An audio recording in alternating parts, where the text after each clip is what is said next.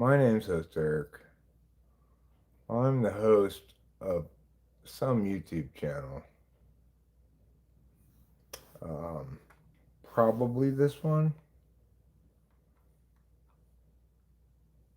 Saturday, big game for USC. Tomorrow at 12:30, SC plays Oregon at Autzen.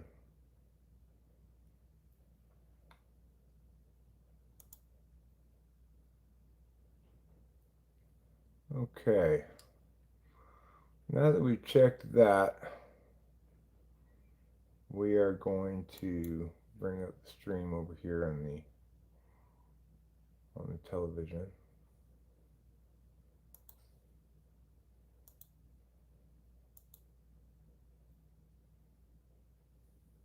And here it is. Rambling and spinning. Spinning and rambling. Hi, Victor. How are you? I hope you're doing well. Hello there, Daniel Berry Sports Highlights. So, for those who don't know, I recently. Pia, can you get down, please? For those who don't know, I've recently, not too long ago, been accused of rambling and spinning. My position is, of course, that I am not rambling and that I am not spinning. But then I mean specific things with those terms.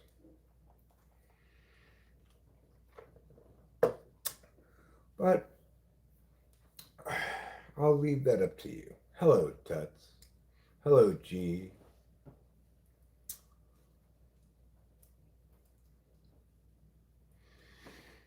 So, typically, what I think people mean when they use the term spinning is, for example,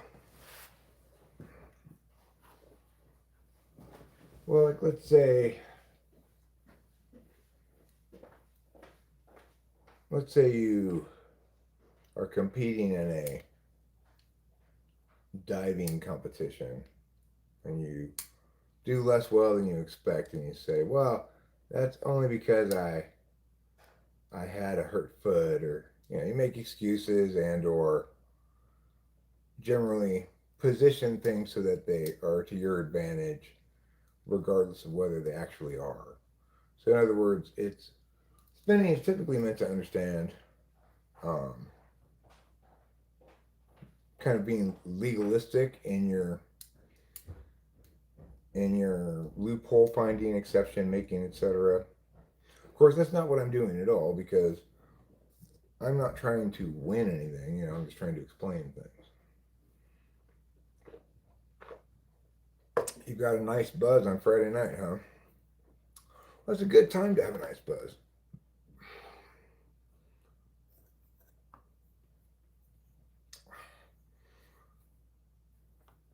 Victor says, I absolutely love your conversation and your debate skills. You remind me of my college debate professor. Well, thank you. How very nice of you to say. The thing is, in general, I'm not trying to debate things. Debating is a sport, right? Which is all well and good. And it's a fun sport, and it has wonderful things about it. But that's not a good way for me currently to. Well, I mean, it's just. There's no reason for me to be debating currently anybody about anything, really, because though I certainly am willing to, other people aren't impacted by the winning arguments in any way that convinces them of anything or changes their position. And if they're right, I'd rather just have them explain to me why they're right, so I can update my understanding of things. I don't need to debate it. I don't appreciate the term yapping personally. Well, yeah, I don't think I'm yapping. I'm generally not accused. Well, sometimes I'm accused of yapping, I suppose. But in this instance, I was accused of rambling and spinning.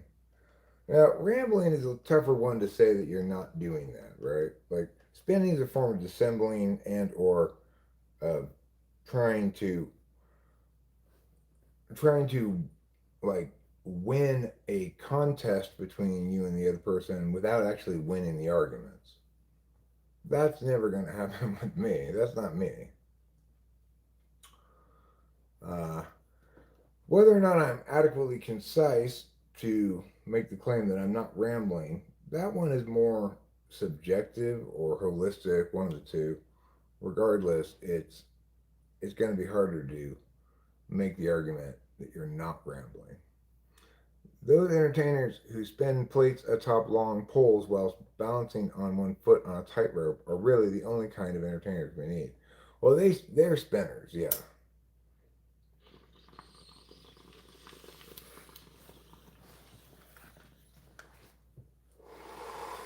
They have what they like to call winning spinning.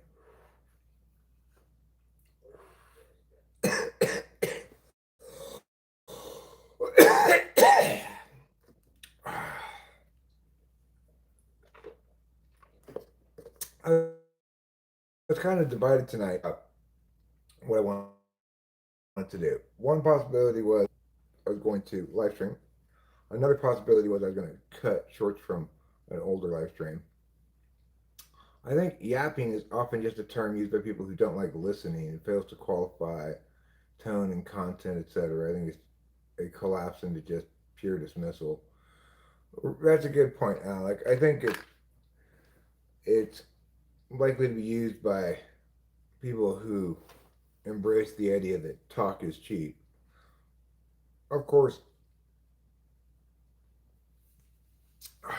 around here we have kind of the opposite perspective on it, that talk is valuable, that explaining things matters, that defining things matters, that being correct matters, all of that and more. I'm always having to go to scalpers to get the good seats at the plate spinning shows. It's a real phenomenon, huh? Yeah, well,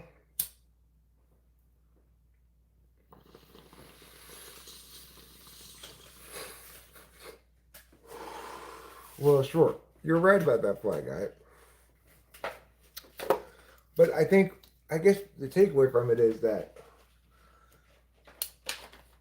the people who are most likely to accuse somebody of yapping, that may correlate well enough with actually being the ones yapping themselves. Like listening to two people just, I don't know, exchange banalities, that would qualify as yapping, I suppose. But, um, I tend to not to not devalue talking unless it's bad talking rather than just banal. And don't get me started on how frustrating cup stacking is. I mean, watching someone stack 20 cups in 2 seconds really makes us feel alive watching stuff like that. Well, what it really makes me feel is like I'm not doing a good enough job of stacking cups. Because it would take me way longer than 2 seconds to stack 20 cups.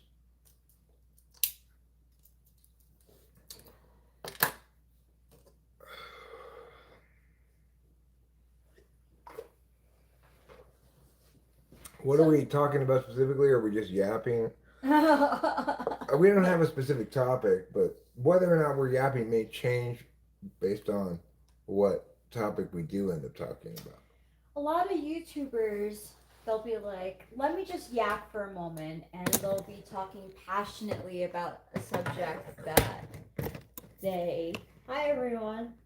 They're just talking about a subject that they're passionate about. So let them talk letting them talk a lot about a subject they consider yapping. Hmm. Well, it is the case that when I don't have anything in particular to talk about, I just start the stream anyway and discover what it is that I'll be talking about when I do. Do you think that introverts feel like anytime they're talking a lot is yapping? Maybe it depends on. I mean, I think like anybody who's FE is going to be conscious of the susceptibility to critiques of too much or too little talking. Yeah.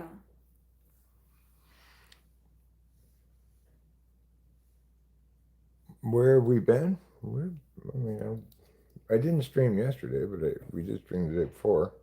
And Yeah. yesterday I put up a bunch of shorts. And I get ready and get used to like us not being around because Sleepy Week is Yeah, not that far no, away. it's not that far away.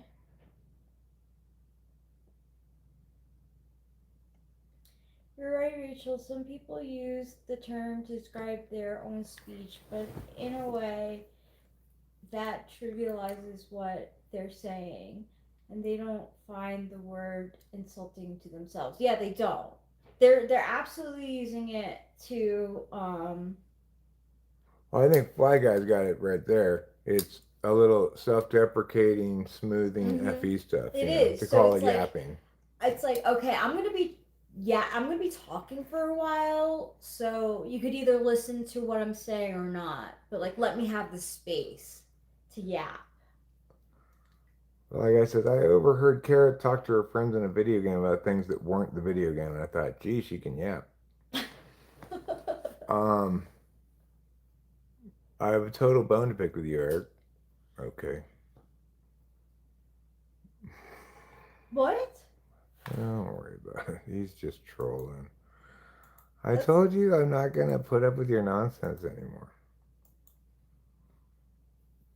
thanks, LT.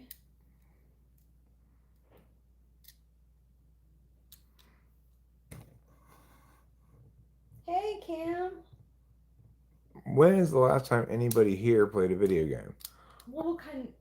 Rachel plays games sometimes. Yeah, like, is it still a video game if it's on your phone? Because I don't play on a console, but I do play on my phone, like Mario Kart, uh, Subway Surfers, um, Super Mario Run. Yeah. Well, Victor, all you have to do is basically ask any question to establish a topic because I'll respond to it. So the best way to go through a succession of small topics is to have people asking me questions. If people aren't asking questions, they can still end up talking about something. But whether or not the quality of the live stream will be high or low, that varies. Like now, I'm thinking about the reason I started the live stream tonight was I thought, well, it'll give me something to cut shorts from tomorrow. Now that I have this clipping tool, but of course, if I don't say anything worth clipping, then it doesn't really help, right? Okay, you say that Rachel has an attitude, even though she clearly does not have any kind of attitude. I mean, there are times when I have an attitude. Yeah. You're not wrong, but like right now, I literally said something so unemotional in either way. I literally was just describing how YouTubers talk about like, okay, I'm gonna be yapping for a while. Right. That's what makes me think you're trolling. Of course, I witness is that if Rachel does sometimes get meowy about things, but now is obviously not one of those times. Oh, I just heart all your comments. I heart all the comments because if I don't heart them, they don't go away. They stay on my to-do list thing in the back end. Plus, I just heart the comments because It's like when haters put their hatey comments and stuff. Not saying you're one of those examples. Probably,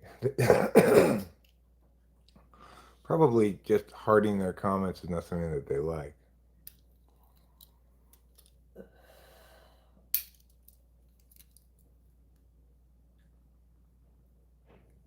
I'd rather you not call me Pee Wee Herman though, a witness. Please.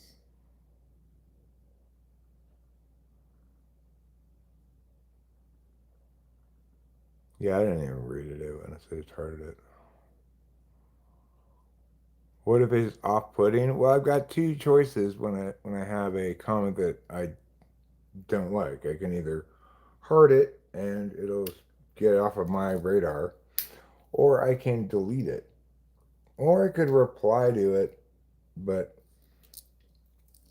generally, I don't want to reply to it. I want to ignore it. I want to do nothing, but it's not an option. I typically don't like deleting people's comments unless they cross certain lines.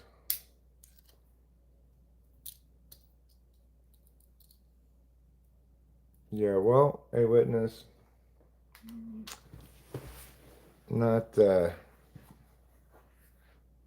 in general. I'm not a fan. It's just like you could have meant it, and it. I don't know how to take it. Like what you're saying, it could be a compliment. I mean, it's not. Who knows what this guy's It makes got me going feel on? so conscious. I'm like, oh, like Well, a witness is probably just trying to be provocative. May or may not be aware that's what they're doing. I don't know. But don't you? We responded correctly to it. He's just questioning why I would heart it if he says in my I comment. see. It's because I didn't even read it. As we get older, should we be more concerned about our health or say screw it and live, laugh, and love and forget about what we eat, drink, smoke, etc.? No, I think you should try to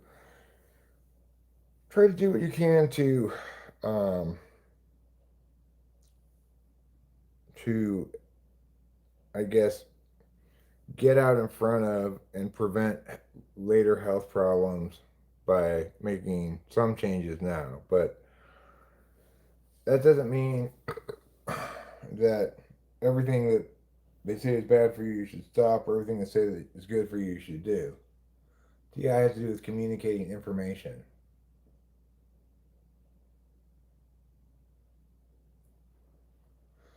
Yeah, Rachel, the other thing is that it's communicating through text only, and I think I'd be clear about how to proceed if we were able to hear and see this person.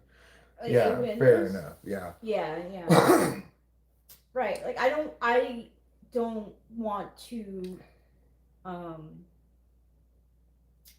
I don't want to have an attitude with someone who's genuinely trying to give me a compliment, but it's like Well, that was obviously not a compliment. yeah, right. Like I So touch TI has to do with treating words as variables that you can define how you want. Okay, and accordingly, it's about understanding how those definitions limit.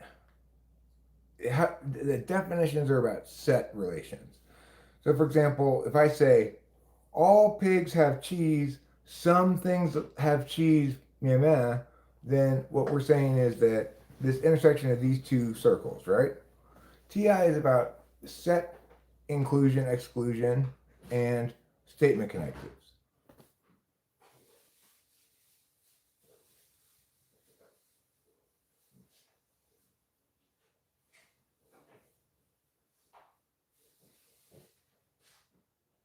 So you don't think I'm correct about that?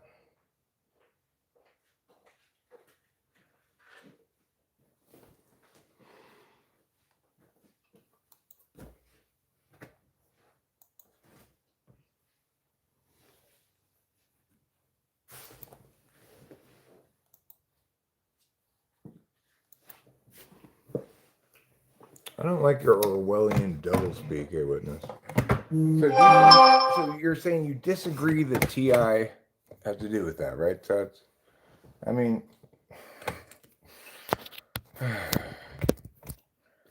the difference between introverted thinking and introverted feeling is that introverted thinking is a disinterested calculus, which means words have to be defined operationally so that we can use them, all of us use them to mean the same thing. Introverted feeling is an interested calculus, which means what's important to you.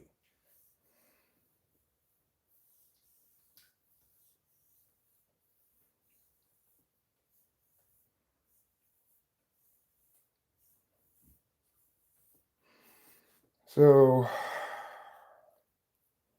but the thing is that you're going to be continually hitting your polar here, right? Because it's my tool function. So, even though I get that you don't get what I'm saying, I can't help but try multiple other ways of, because I'm NE as well, of trying to help you to understand. But you're not going to understand things that are expressed through this kind of definitional precision, no matter how I go about doing it. And there's no way to understand this with the attentional manner you have access to as a tool function. So, I don't know. Touch. Like, no. You're not right.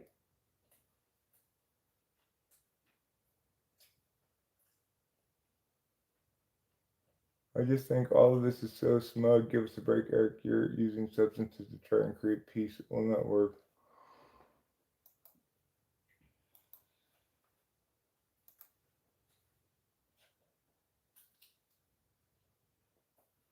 I mean, the thing is, I would love Touch to be able to engage with what you're saying, right? You say that my tool is SI, but I've asked you many, many times to articulate what specifically you are cueing on when making this determination.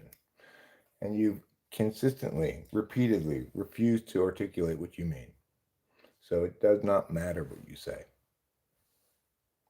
Because when you say things that don't mean anything, then nobody should care what you say.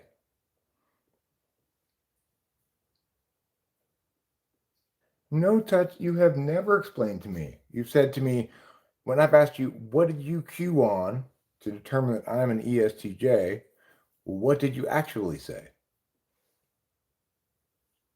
You said, just watch all your videos, man. Remember?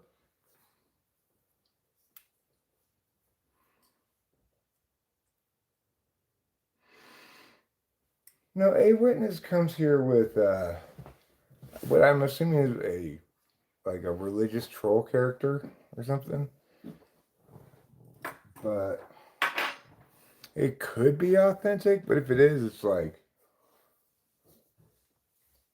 I mean, I don't know. It's a kind of wickedness. No, you didn't, Tuts. No, you did not give me feedback. Comment. You just commented on what I said. You made the claims. Every time I've asked you to justify your claims, you've not done so. So, what's something you cued on when determining that I was an ESTJ? Is it rambling and spinning?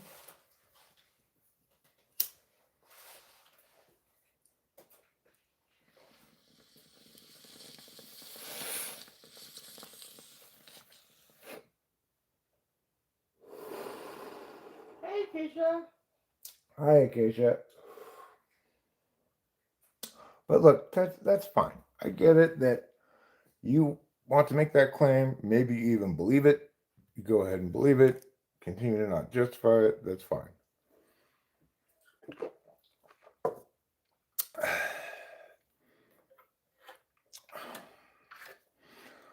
The thing is, Rachel and I actually have actual ESTJs in our life. My dad was an ESTJ. Our mom's an ESTJ. Mm-hmm.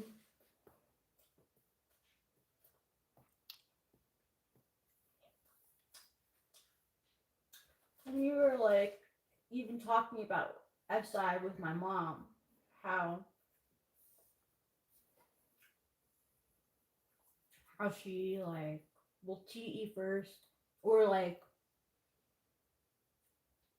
you were saying, she gets into a groove of what the thing is, and then she just does that all the time. Yeah. Well, she's very effective, you know. Hmm. She gets things handled, puts good things done. Yeah, she does. Taskmaster. Yep. Unlike me. But that's okay. Right. No, it is okay. If I were an ESTJ, then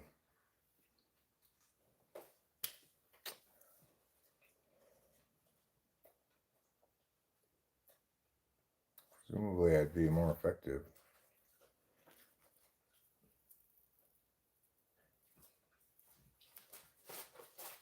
But whatever. The thing is, I don't think of myself as an ENTP, right? I think of myself as Eric. It is the case that ENTP is the correct label for me and the correct map, but I don't make the mistake of thinking that my map determines who I am, right?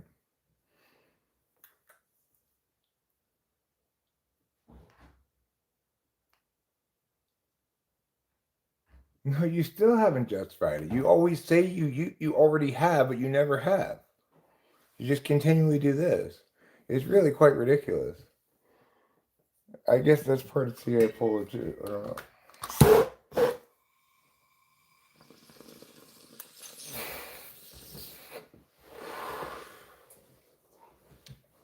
Just look, that's obviously you don't respect the ESTJs, and you don't think that anything they say is of value. So if you think I'm an ESTJ, why don't you go away?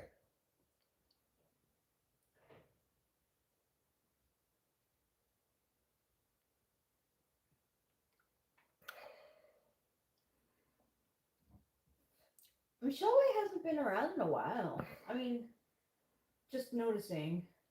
Yeah.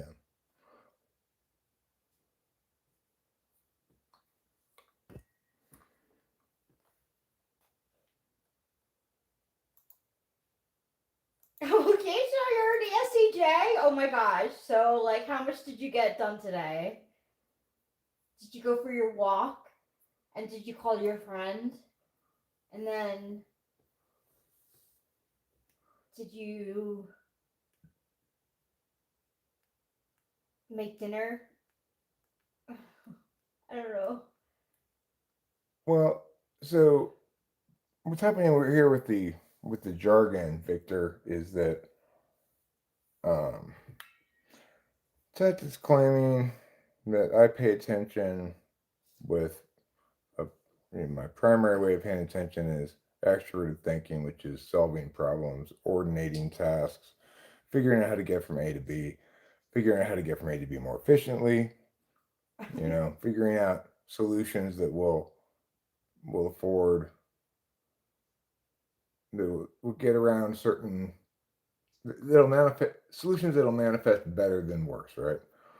Uh, it fundamental to extrovert thinking is a utilitarian impact calculus, which is to say, TE people tend to look at impacts, try to measure piles of impacts against one another in terms of justifying things, whereas TI people tend to determine whether words are correct or whether position is correct, Like, Don't listen to Tuts, Victor. Extroverted thinking is an interface function like extroverted feeling. It's not a deliberation function. So, introverted thinking, introverted feeling, those both determine the status of things. But extroverted thinking and extroverted feeling, they interface with dynamic systems. Extroverted thinking interfaces with non person based dynamic systems. like after speaking with my mom about the dentist experience, all she's been doing is thinking about how she could help. And with Christmas, right? Like Eric and I mentioned to my mom that Eric and I, we were interested in celebrating Christmas. and that we were thinking about getting a fake tree. What does my mom do? Right away. Oh, I got a tree for this price. It was great. Let me help you. And she like found a really. She looked at all the reviews, found a good tree, like for a good price, for a good at a good size. Like she, like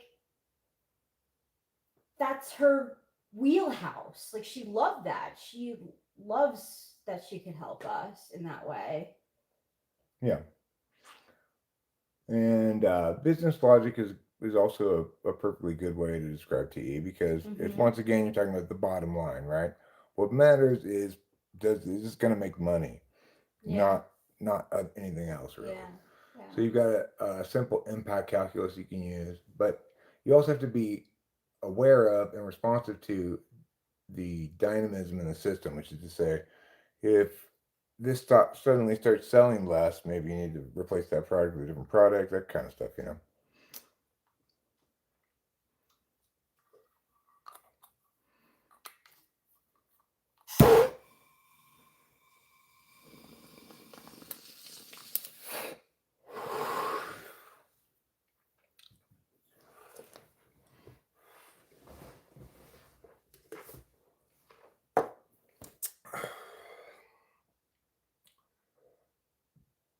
Hey, hey, Noel. Hey, hey, Machow. Du Trinader. How are you? My name's not Noel, though. Mm-hmm.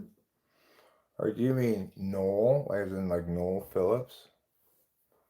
I don't really look very much like Noel Phillips, I don't think. Although we do have equivalently little hair. Hey, Uncle, I'm good boy. Follow me in my bed, Noel. No, thank you. This is not it. Yeah, we're getting a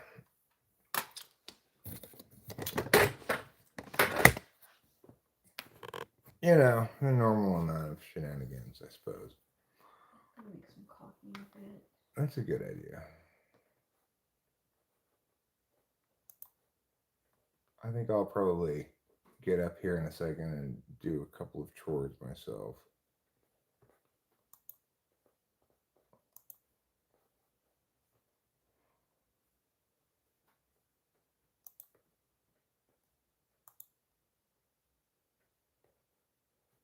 Well, you got timed out.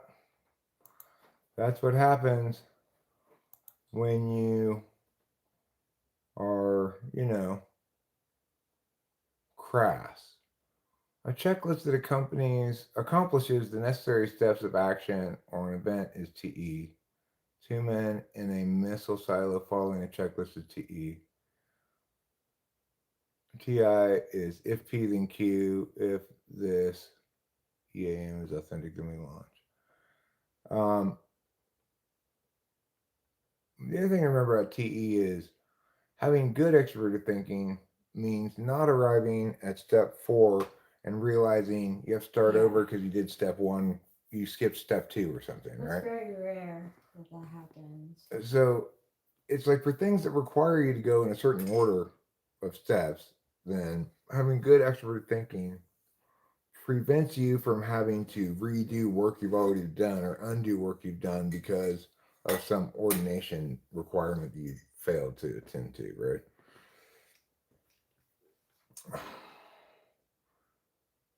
Okay, do you believe that knowing our initials is helping with our peace of mind? Yeah, I mean, it does somewhat, but that's not why we understand things. We understand things it's a value in and of itself, right? Being correct in our explanations of things is valuable in and of itself. oh my god, Tuts, like it's exhausting. It's exhausting. Well, just ignore He doesn't. it. Look, the thing is, misinformation is bad because you have no idea what the fuck you're talking about. Whatever garbage spews out of your mouth should not be listened to by anybody.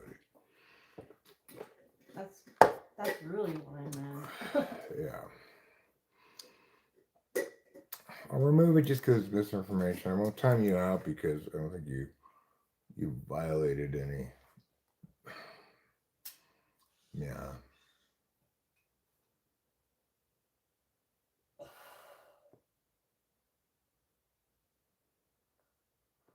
Difficult people with their difficult ways. I feel bad for the Tuts. He kept his cards close to his chest, and when he finally shares, he gets slammed. Did he play his cards close to his vest? I don't think he ever did. Okay, TE as a business aspect would be FE as people respond to incentives, the golden rule of economics. No, because extroverted feeling is about solving problems by looking to others for filling roles and stuff. Whereas TE is about solving problems yourself, figuring out how to solve it yourself without turning to other people for Yeah. things. And so while it may be the case that good TE demonstrates a capacity to get people to buy things, or really what it demonstrates is the ability to make money. So you say, well, that requires some good FE. So it's quite possible, likely even, that a TE Dom running a business would hire somebody with good FE to handle marketing and stuff. Highly likely. Because they tend to think of people as cogs in their system machine.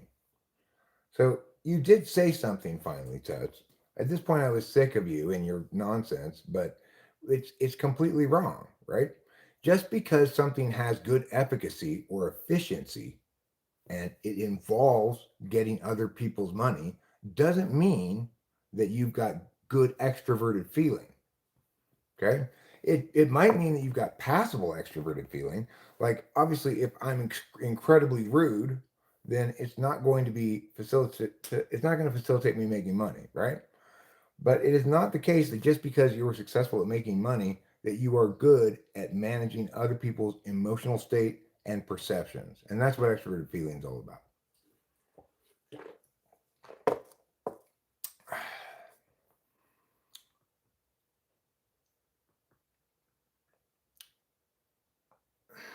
Looking forward to seeing your results of your pond work. Without the acronyms, just seeing your hard work I seen you do this summer, Eric, was great to see. Can't wait to see the fish. Good night. See you later, Victor. Yeah, I will probably get the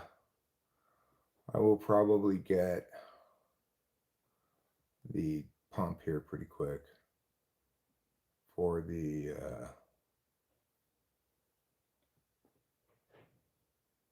pond. Hey, simple girl. Hi, simple girl.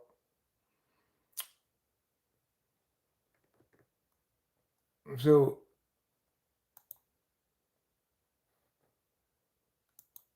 okay, it's no doubt why it was deleted, right? You're lucky you didn't get timed out again, eh, witness? You're being extremely rude and disrespectful. You're not respecting boundaries I've established already many times. You're not talking about things that are explanations for generalities. You're talking about what you think I should do. So you need to go fuck yourself. Hmm. Where is my Lana Dawn Strong and you're gone drawing? It's over there. Maybe I'll go get it in a little bit. It's been a it's been a rough and tumble stream out the gates as I've had to deal with wrongness on from multiple parties, and you know, a witness is in some ways more annoying than Tuts because I believe Tuts. He's like, there's, it's just like a matter of minds between like Tut and everyone. Whereas like with A Witness, he's like he tries to Right, yeah, provoke. yeah. He's really slimy. Yeah. Where Tuts is just it's just his thinking or his knowledge is different. Yeah. Hey, show media. Yeah, show me. Yeah, you're annoying, but you're not un. You don't fail to adjust to like a witness is just disrespectful, provocative, slimy. Is the best word for him is slimy. If he continues being slimy much longer, I'll just hide his ass. Like, I didn't realize, but like being called Pee Wee Herman, like actually, like it makes me think about myself. I'm like, wow, am I like, do I look like Pee Wee Herman when I have red lipstick on? Like, When he said you're channeling it, presumably he meant you were acting like it or something. I I mean, don't it's know. obviously intended as an insult, Right? and then Yeah. he's just pretending to not mean it as Yeah. such. Yeah. So next instance of sliminess, I just hide his ass, and he can't say a single thing without being slimy. He's just a real scumbag. So you got Rachel feeling like bad about herself, I can't help it. successfully. So obviously, next time I see you, you get hidden. Like, I can't help it. I do care what people think, and I think about what people say. Yeah, I'll hide him when I see him again here.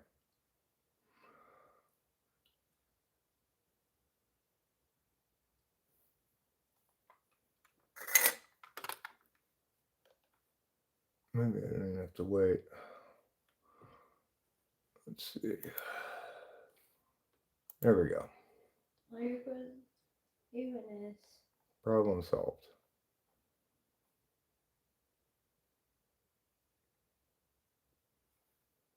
You were right, Black Guy. This is Yeah, his you were last right. A stream. good intuition. Yeah, he's full of slimy shit. He's super slimy. So good riddance. Whereas Tuts is like completely honest in his failure Yeah, to yeah, understand. yeah. He's There's not nothing, he's not trying. faking the TI polar.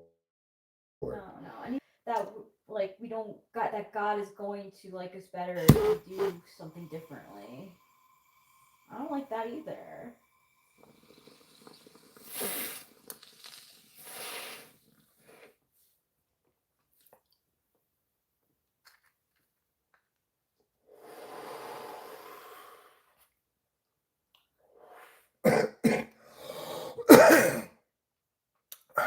Tuts, don't get me wrong, I'm not sure if you actually believe I'm an ESTJ, but I do believe that, you're not purposefully Yeah. like being difficult. You just don't have. You're Yeah. just not. That's just. Yeah. I'm hitting you in your attentional blind spot, and it's not fun for anybody to get hit in their attentional blind spot. We all have one. So Tuts, what type do you think that I am?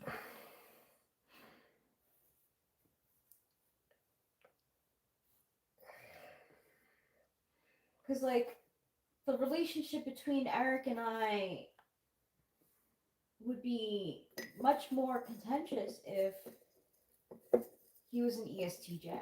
Well, Touch, you have referred to me by three separate type names since you've been around Oh, recently. really? Yeah, originally you talked about me as an EHP.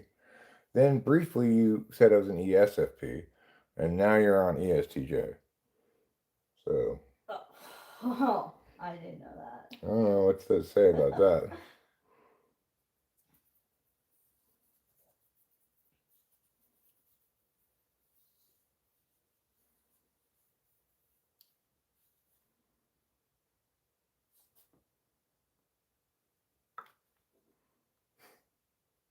Dave.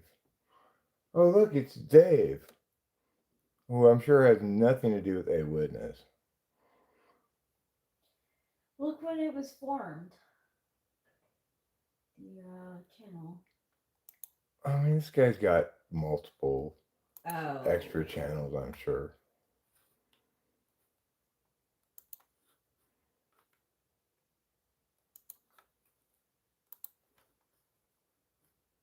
Okay, so Dave, are you really Dave?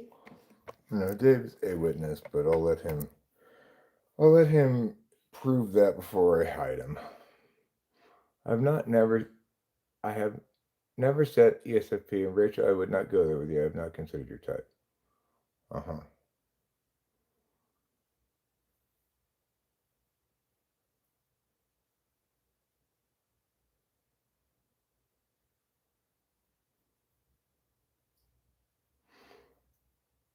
I guess you did say ESFP one time.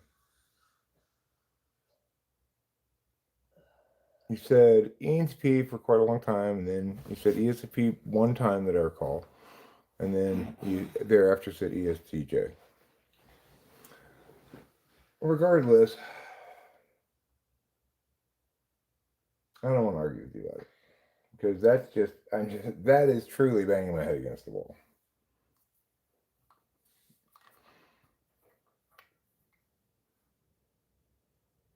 Well, it was your claim as well. I remember you saying, "I have an ENTP friend in the real world who's a lot like you, Eric. You're both great conversationalists, etc." Do you remember saying that?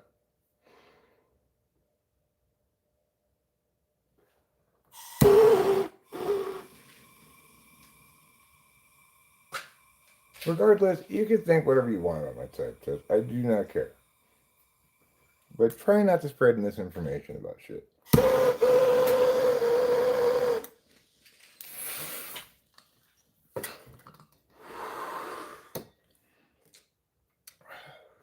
Sometimes I wish I were an ESTJ.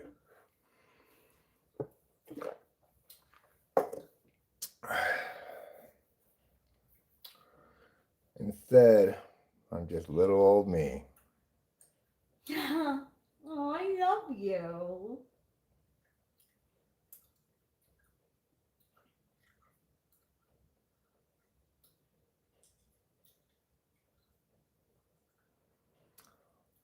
Well, fair enough, Tuts. It's fine for you to change your opinion about that, but you seem to be presenting yourself as somebody who just came around here recently for the first time. But you referenced the stuff with my dad from years ago, and in a really slimy move of your own there. And so obviously you've been around for a long, long time.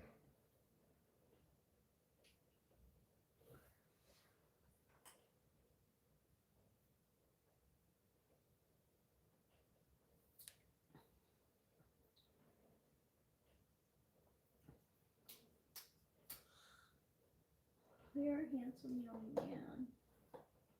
Thanks, beautiful. I'm sorry for all the drama from the beginning of the week. Oh, with the dentist and stuff. Yeah. Yeah, it's been an interesting week. We've had to deal with, and I think we have dealt with, processed, and made some good decisions about a bit of a shocker that we got early in the week. Oh.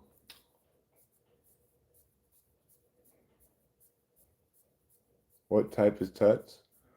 I feel pretty confident Tuts is ESFP.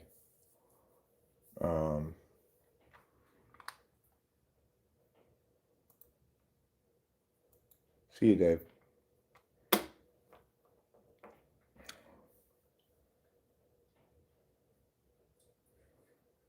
Yeah, right, Fly Guy? That's how you know he couldn't possibly be the guy himself. Yes, Fly Guy's being sarcastic. He's being he's pointing out the obvious.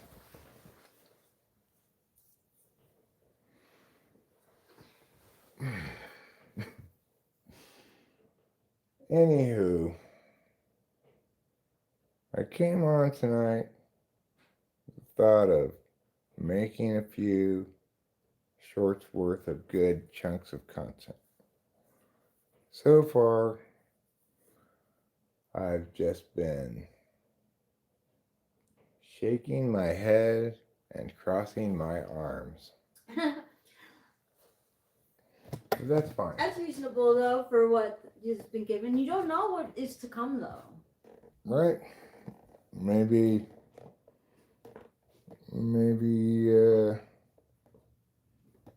Later on in the stream, Barack Obama will come by. You never know. Might knock on the door, come in, and say, "Hey, it's me, Barack Obama." And I'll say, "Well, come on in. I am interested in having you on my live stream. I'm not even gonna bust your chops that much. I'm just gonna be like, so, what made you stop by my house?" That's a good question. Right?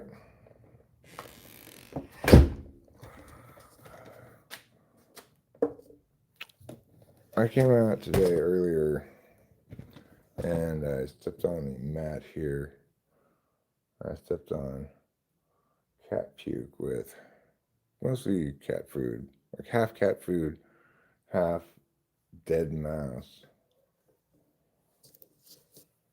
It was gross. I put the mat over there. I tried to shake it out over there, and I still couldn't get it all shaken off, so I just set it down there. Maybe I'll use this little hand broom over here or a stick or something to get it off now. I'd be well served to do that. You need time to. He timed me out. Who timed you out? I didn't time you out. Nobody timed you out, right? I don't think so.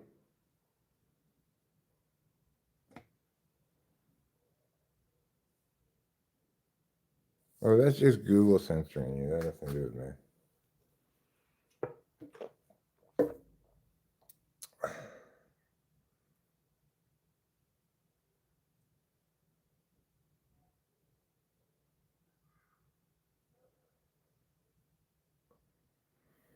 Right. Well, touch. If I deleted it or one of the mods deleted it, I'd be able to see it as a deleted message. I do not see any deleted message from you. So what that means is that Google, YouTube censored your comment for some reason. I have nothing to do with it.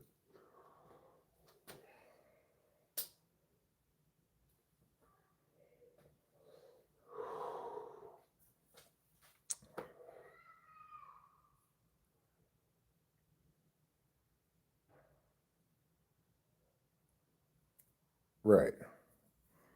Like I have a blacklisted word cantaloupe because I think it's too suggestive. Papaya also is not a word I allow to be used over around here. Would you maybe say something like, "I have my cantaloupe and papaya"?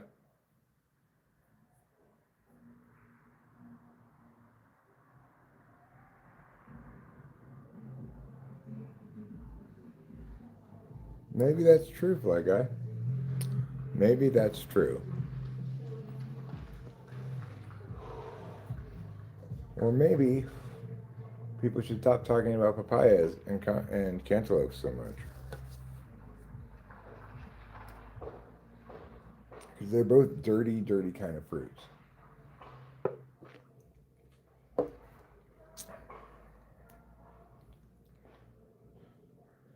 Like, fondle my papaya while I grope your cantaloupes is a very suggestive sentence.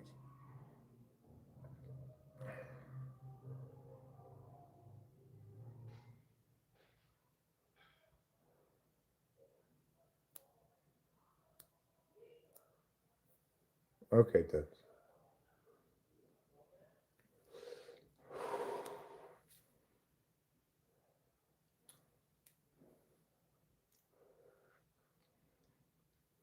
Regardless, I believe that you believe I'm ESTJ. I just take it at your word. That's totally fine.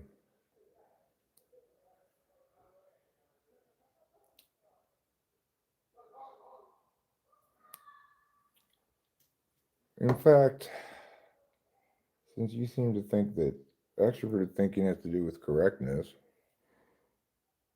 well, then I guess it makes sense.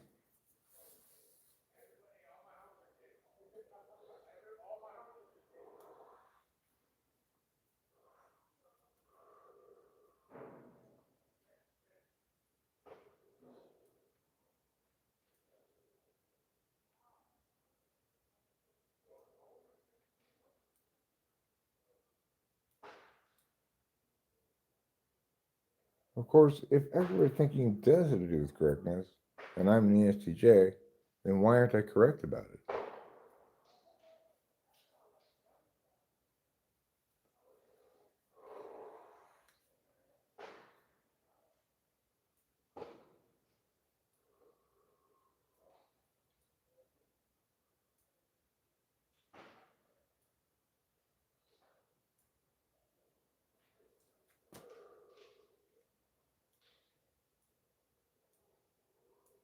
But it's a common response. Like, you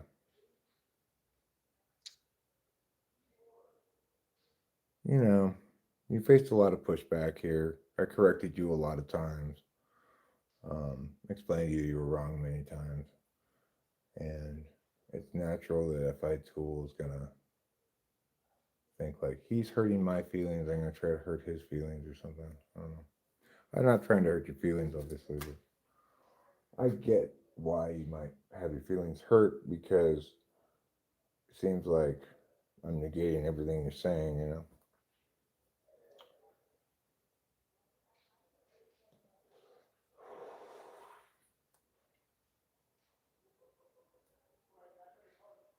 And I get that if you have really only at your disposal an interested calculus, it's it's literally going to be difficult for you to tell the difference between, you know, things that are, I guess what you're, it's like, it seems like your fourth is in service of your second, but I don't know.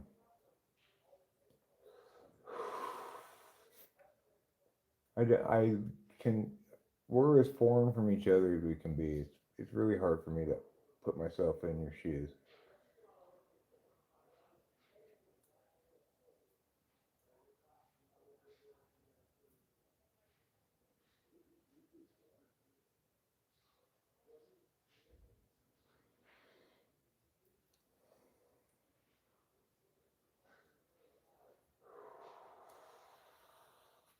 It's like I would like for in an ideal world, cognitive functions to allow me to metacognate communicative solutions to fundamental differences like this, or some kind of.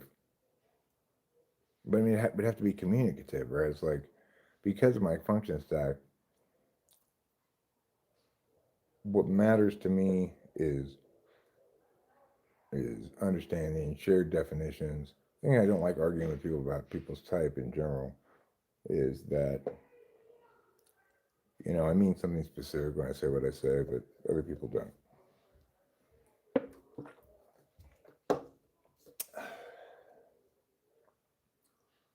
It's frustrating. It's not the only thing that's frustrating to argue about, but you know, what am I gonna do? It's it's one of the few things I have to offer, which is say being correct, meaning specific things, etc.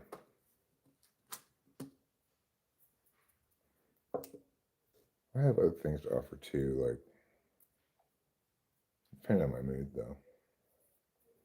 Like right now, I'm not in a super good mood. I'm pretty tired, but I'm also not in a watch TV mood. So here I am live streaming.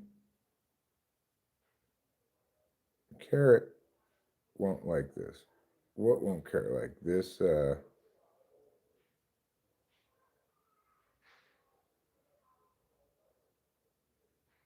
Right. That well, it is a monologue.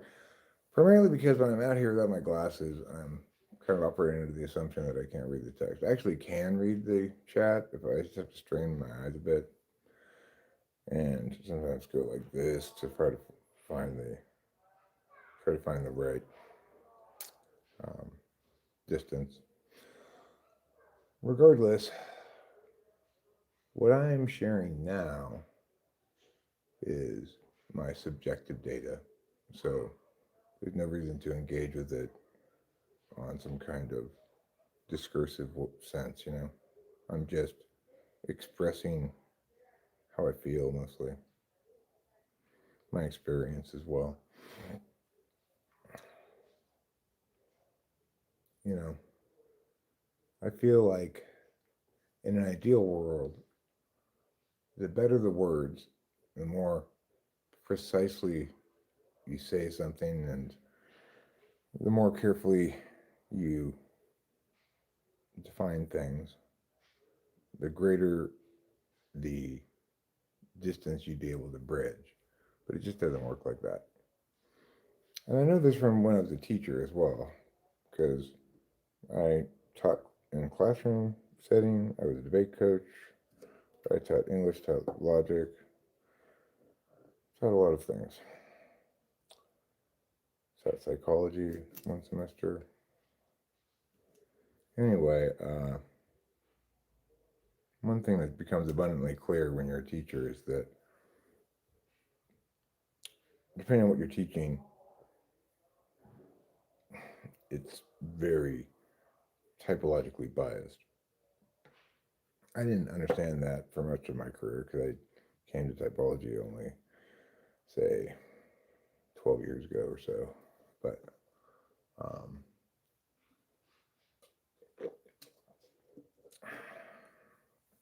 before I understood cognitive functions, I always wondered, like, why can you not get this? Surely you can do this.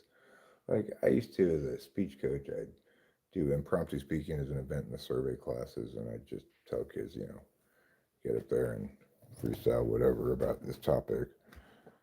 And I never understood what was going on with any polar, like, because I didn't know about cognitive functions at the time. I just thought, like, okay, you have got to be trying to fail. There's no possible way you could have that few ideas on the fly. But of course, now I recognize it as I was dealing with ISTPs, ISFPs, and I was hitting them right in the polar and acting as though it's an academic thing that you can learn and study and master and stuff. When really it's just purely a function of your attentional stack.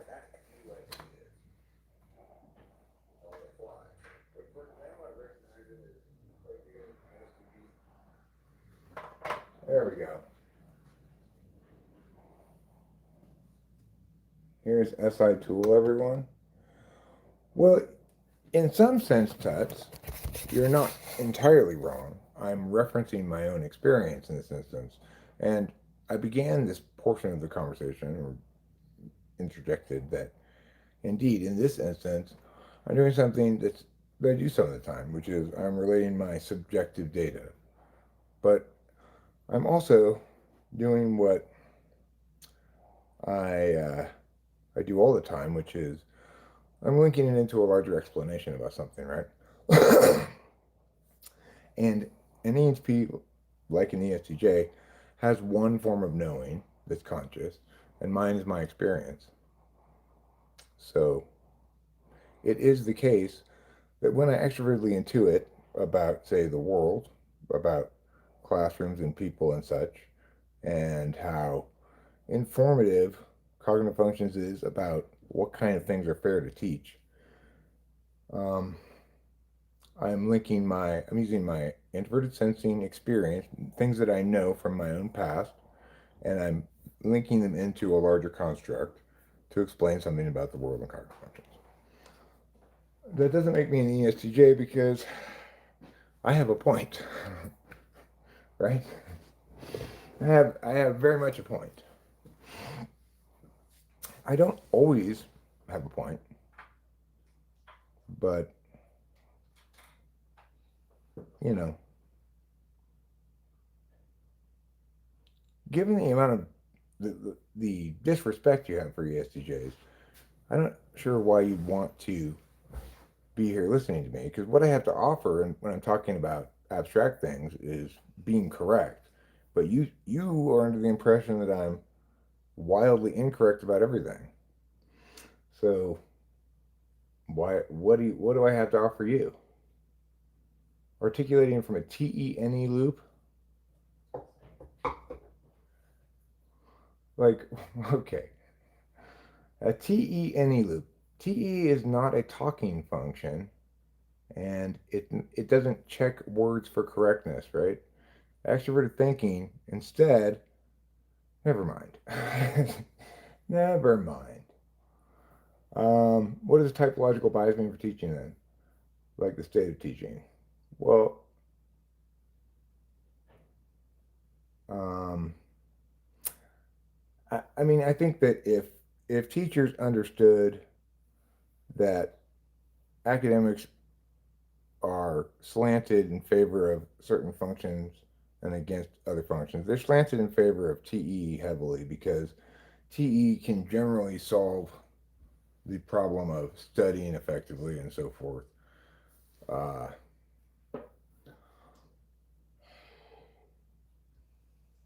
but but the thing is, certain things slant heavily towards TI or say NE, as I exemplified with the impromptu speaking. Logic slants heavily in favor of TI people, and debate slants heavily in favor of NETI or NITE potentially. Uh, INTP, ENTP, INTJ. So I think what it means for the state of teaching is that in the absence of teachers understanding that understanding how certain cognitive functions play out academically, then you're going to have teachers who pathologize or otherwise delegitimize some of the students, like I unavoidably did with the people who couldn't do anything with impromptu speaking. My takeaway was like, you obviously aren't giving this any effort at all because you can't come up with any ideas, right? But in fact, they were doing the best they could. It was just their blind spot.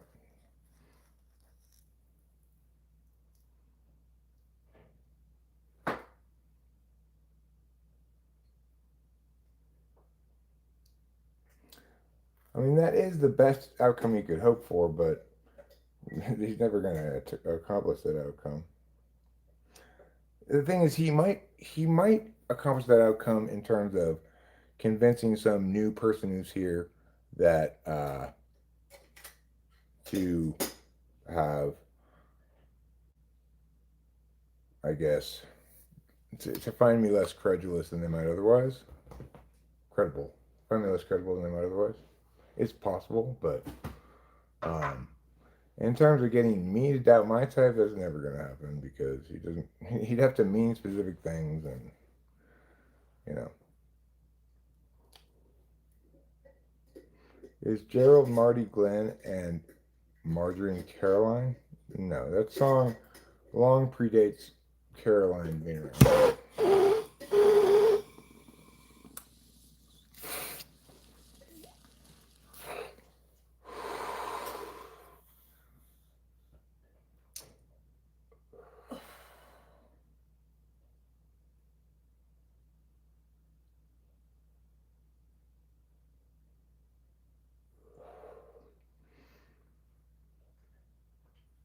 So the thing is, touch when I talk about say TIT, I don't just have the function defined. I have everything defined. So, for example, I say there are four kinds of functions: knowledge, deliberation, interface, and action. And I tell you which ones are which. I tell you that there are four fields upon which attention is paid, and that you can put information, get information, receive information.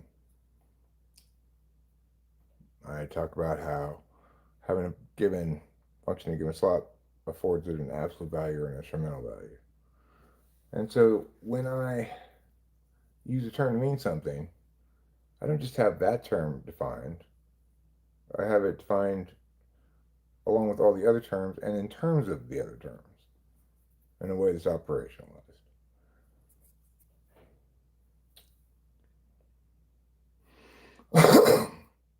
You might offer something that masquerades as a definition occasionally, but definitions definitions aren't something you stick on top of a pile of bullshit, right?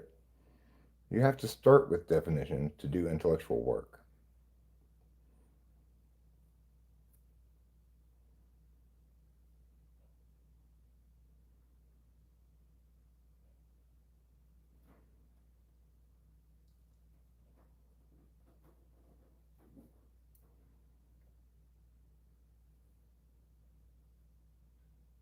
Exactly, Eric, why I said earlier it's useless to discuss it with you. Well, I agree it's useless for you to discuss it with me because we use words differently, you know? You know what you know because that's what you want to know.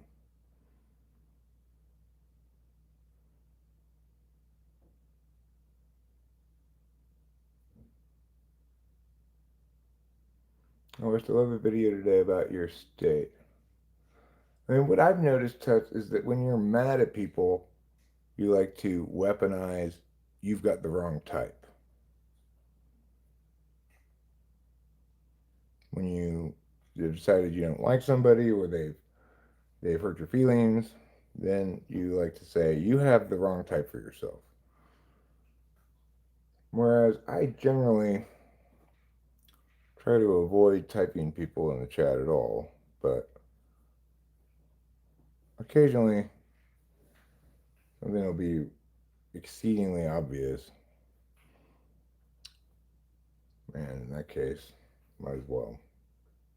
Like, there are some cues that are pretty determinant about a person's type, I guess, even in the chat. Doesn't happen often, but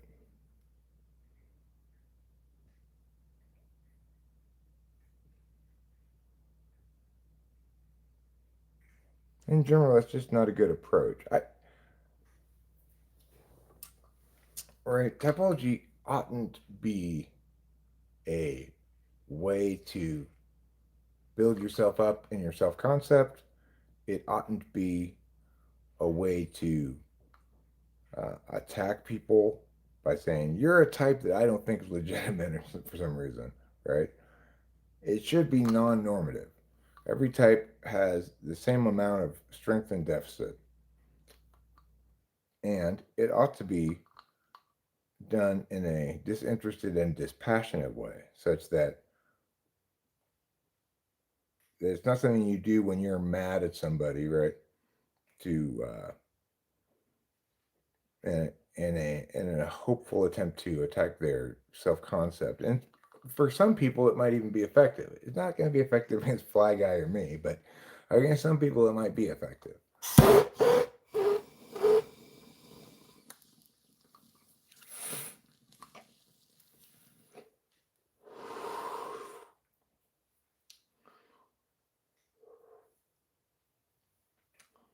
Like, I'm trying to convey to you that it matters to me the communication accomplished something, and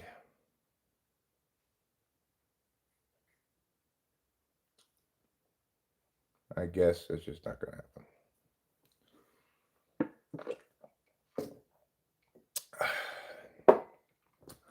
I guess I just get to be disappointed.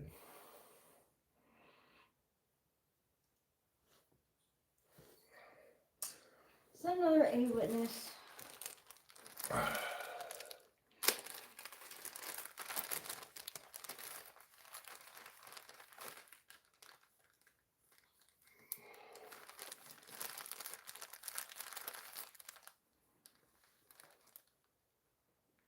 wasn't captain of my debate team. I was just a debater on the debate team.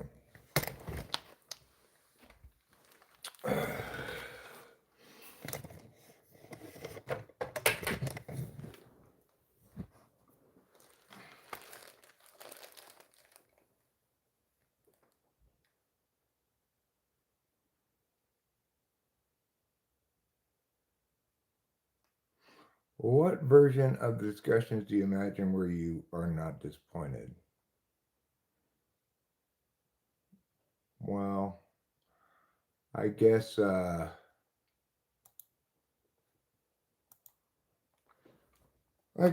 guess one where hmm,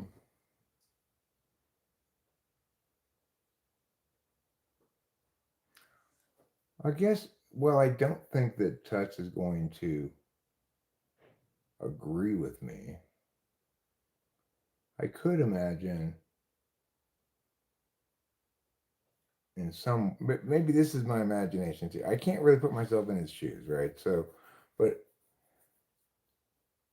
there have to be some things in life where the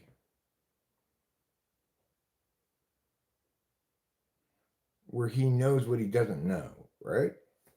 So while this may not be instructive to him because of the way I'm using language, it would seem that he might be able to recognize that he's overestimated his own,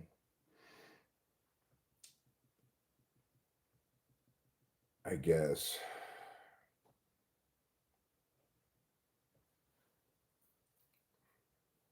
competence, sophistication in this area. I don't know. Like maybe that's just one of the things that you. It's hard to say why somebody exactly doesn't know what they don't know. Whether it's a self concept issue or whether they just genuinely don't know what they don't know. Hot air ballooning? She's right here. The other Tiffany. Tiffany with an I? Who's the other Tiffany? Remember we had like another one that's like she's like. Oh, right, that Tiffany. I don't know where she is. That's a good question. Do you have your purse? It's.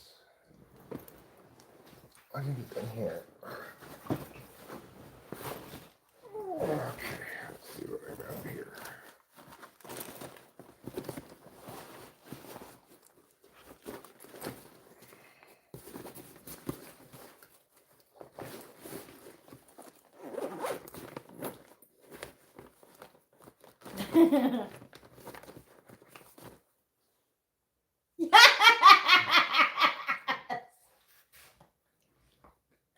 It's me, Tiffany with an I. Oh, God, oh, you fuck. I'm Tiffany with an I.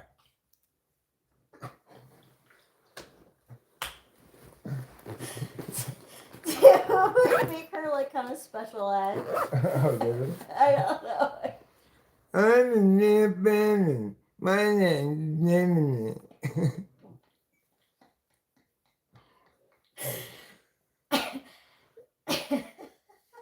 Life can be hard when you have an intellectual disability. Oh my God. Why are you. Get out of here!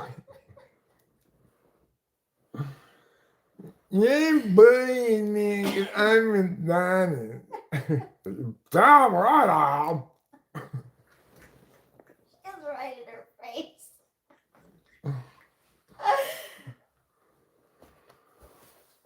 Only one of them is the real Tiffany, okay? Yeah. In the face of inevitable disagreements, especially with understanding typology is so varied and atomized, how do you imagine disagreements should be staged here? What is the way to proceed? Well, I mean, by and large, I don't think that. I mean, I guess I think the disagreements should proceed according to dialectic, right? Like,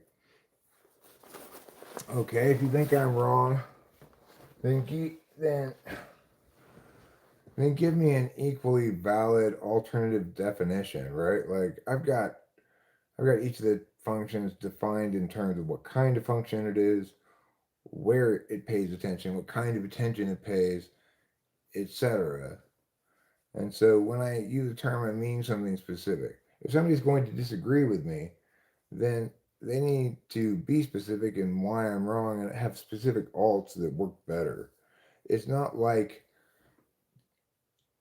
they could negate the legitimacy of the explanation if they want to critique it on its internal logic, which they're not going to succeed.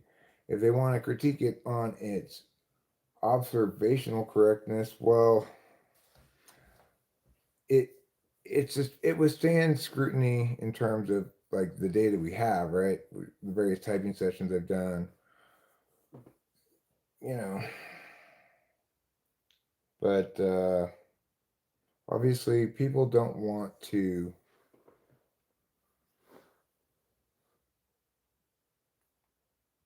Like, Touch doesn't want his positions subjected to.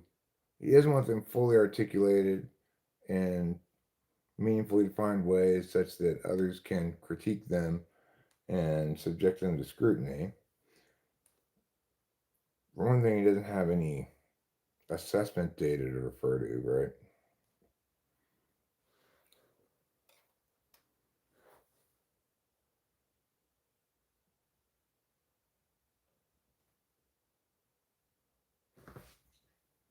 Extroverted intuition is the talking function, but introverted thinking is a communication function, as is extroverted feeling, as is introverted intuition, in that they deal with symbols and words and communication stuff rather than actual experience. But introverted thinking is a parsing function that parses words for correctness. But I do refer to all the metaphysical functions as communication functions and all the physical functions as experiential functions. Those may not be the best terms, but they don't need to be defined precisely because they're just like group labels. They don't have any mechanics to them, right?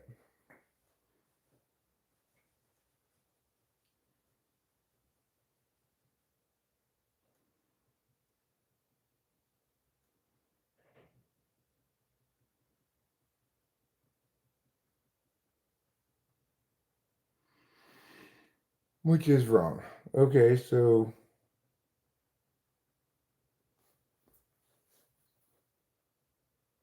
I mean, would you? I am critiquing your words. I'm asking you to provide definitions for things. So, what do you think your definitional resistance represents?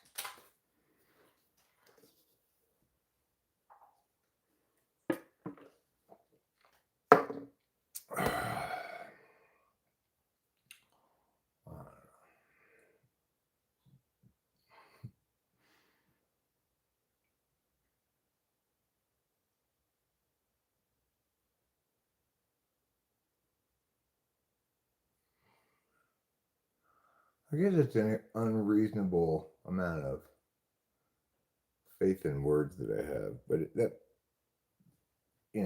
it's unavoidable that I operate with that kind of faith because it's a necessary precondition to my way of being working. Like as an any dom, my ontological core value is going to be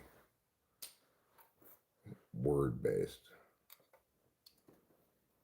and because it's NETI, it's going to be. I'm I'm operating under the assumption that there exists a fair way to engage language that everyone can use, and that accordingly, that's how we should adjudicate things in dispute because it's the only fair way to do it.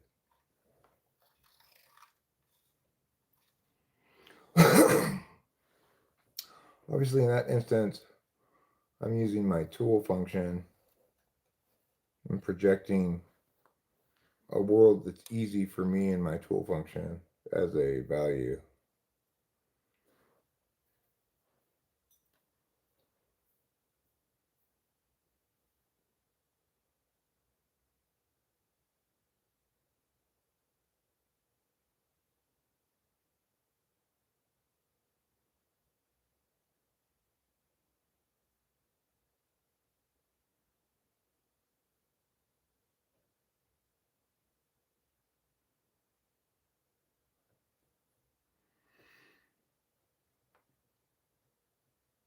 We don't want to keep watching you make bold claims and get shy when questioned, says Fly Guy. And I agree with his decision to time me out because there's no reason to be all shitty like that. Ooh. So the thing is, do you think there is a place in the world? Ugh, I can't, says another times. Do you think there's a place in the world for meaning things precisely? Because that's the other reality is like there are, most of the world from my perspective is about and rewards subjectivities, and that's fine. But it seems weird when you get people prioritizing having non-explanations over explanations in an area where it ought to be the appropriate lane for TI stuff, any TI stuff, you know. But I guess that's just maybe it's the case also that you get intuitives trying to force their way into areas where words don't matter at all, you know. I'm not in those areas a lot, so I can't exactly say it is or not the case. Like, it would kind of like be me and Rachel going to some swingers party and trying to just have conversations with people. You know, about music and stuff. Yeah.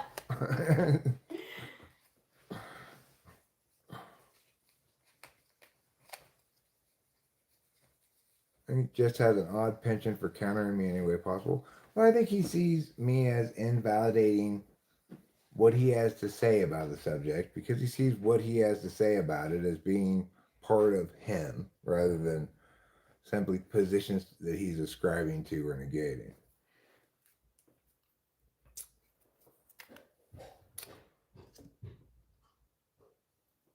And so that plays out as if you're gonna negate me, I'm gonna negate you. You know, been real woozy lately. Hopefully, all will be well. I always convince myself I'm dying every time I feel slightly off. Well,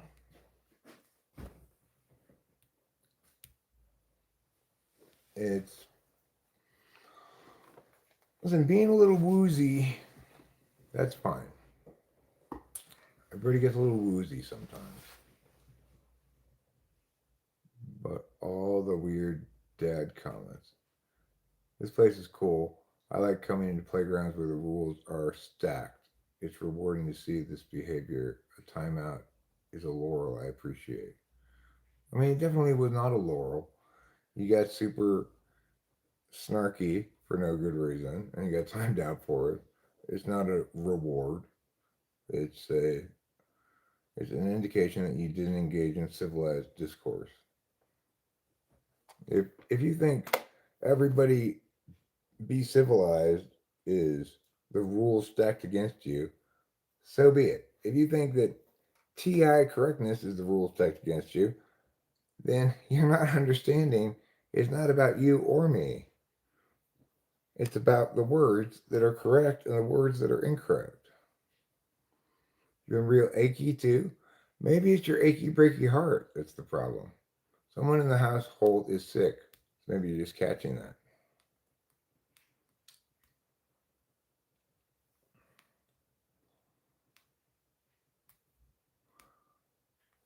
But yeah, I think that was a great analogy. Thank you for the lull, Winston's mom, and the highlight. That is a good analogy, right? And say, like me and Rachel going and trying to have conversations about typology at a swingers party. Hey, so do you know what type you are? Ooh, take off your clothes. No, thanks.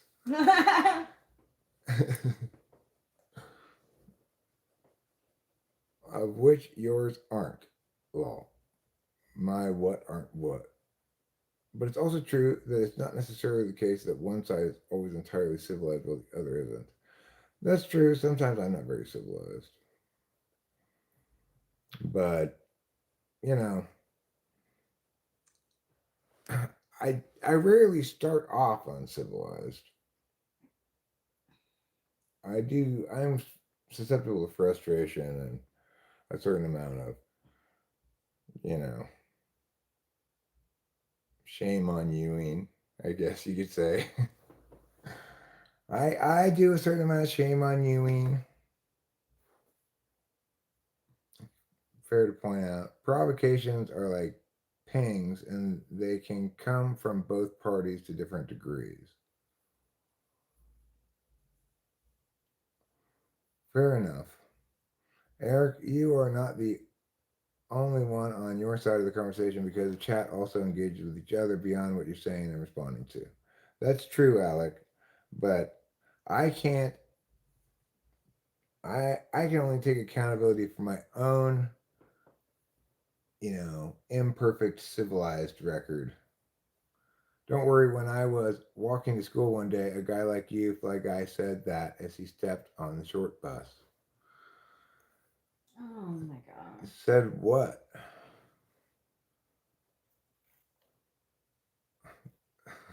Well, you got timed out again, Tats.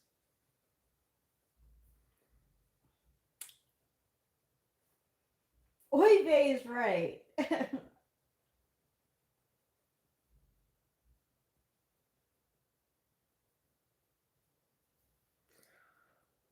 I suspect it was a bit distressing to him for, like, instead of feeling particularly frustrated, I was feeling like, okay, how can I successfully communicate to this person? And that, seeing my honest effort and my emotions in that instance probably made him feel more assailed than any amount of good language, good correctly parsed language I could offer. You get in trouble for typology, Gyalt. That's great. Christian guy was allowed to watch church sermons in the morning, but I had to do tarot cards out of sight. Well, that's because tarot isn't a religion. Okay?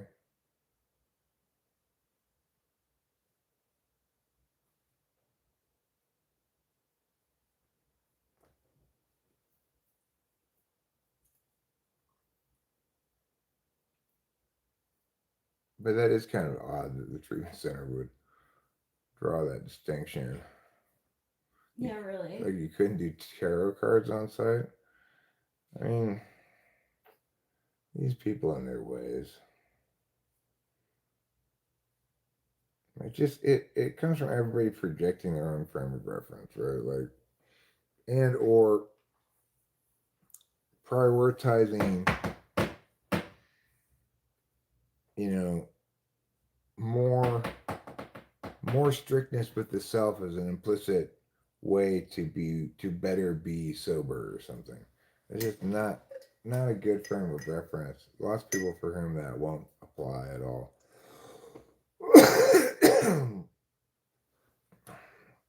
Sugar in their vitamins.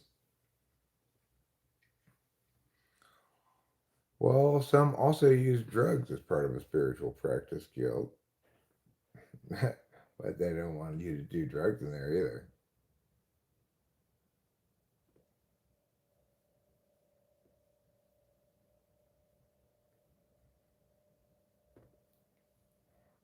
One could imagine they took away your art supplies. Wow, Oh my that's god, bad. that's horrible. That really is.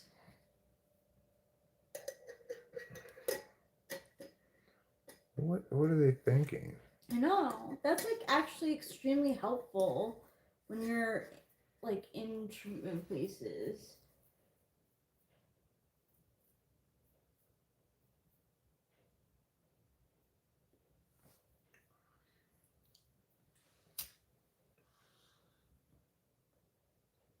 Because they'll keep pulling cards until the cards tell them to do drugs. That's why you got to be careful giving kids the magic 8 ball. Oh. Right. Should I do drugs?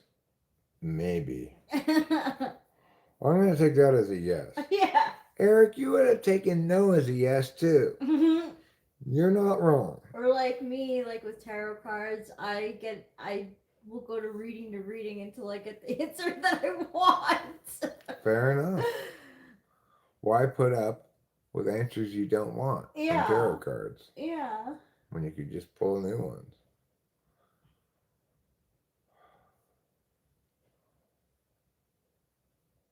I feel very tired.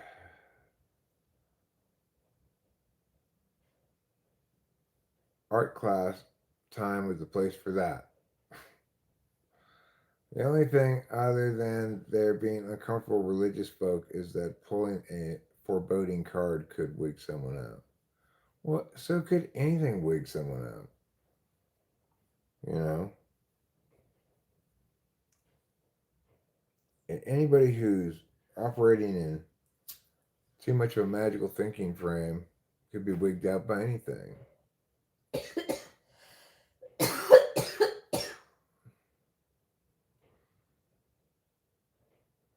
Given that it was a mental health treatment center where they treated everything from anxiety and depression to psychosis and mania. One-stop shop, huh?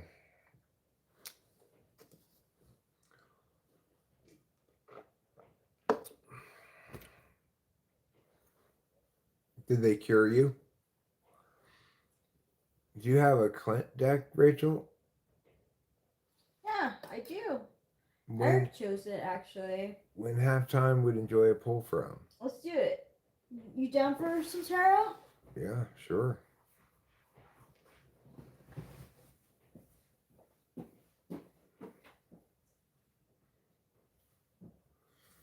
Dulles has a new video, Rationalist, INFP evaluates Rationalist Libertarian position. They're scared you'll convince your crazy inmates that you can talk to spirits and read the future. Maybe. But like, people can have Christian psychosis, like that they're talking to Jesus and stuff. That's true.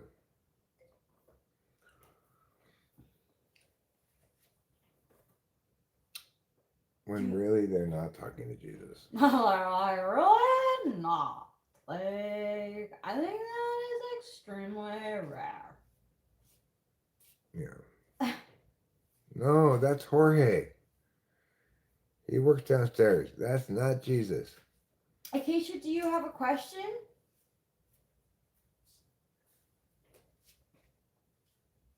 We'll find out. Does Acacia have a question? See, I'm curious about the art chosen. I don't think that's her question, though. No.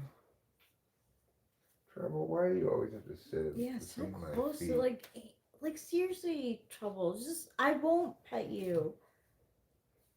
Okay, general.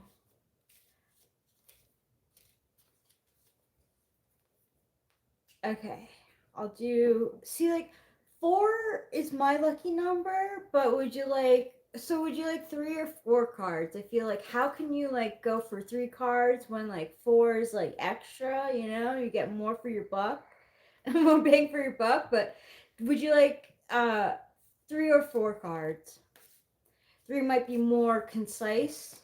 And the way I see it, you get $1 worth of tarot no matter what. If you get 4 cards, each one is 25 cents worth of tarot. If you get 3 cards, each one is 33 points you're repeating. Oh, okay. So it's If like you get 1 card, it's $1. 10 cards, each one's a dime. Like in terms of quantity of tarot. 4. 4 cards Okay, per 4 Acacia. cards. It is.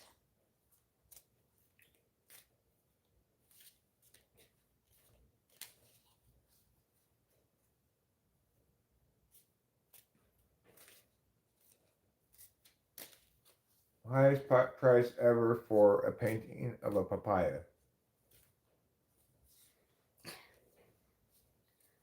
There's some art that we see on Antiques Roadshow where it's just like it makes me want to do art because I'm like, if these people are getting like tens of thousands of dollars for their work, and it They're not. They're dead, and whoever owns yeah, their that's work true. is They're getting yeah, they're money. dead, and that's why it's expensive. Okay, Acacia. A Gustav Klimt painting of a papaya sold at Sotheby's for a whopping 236 million this week. Wow. Oh wow, that's Who would expect a painting of a papaya to be worth that much? ooh, that fell out.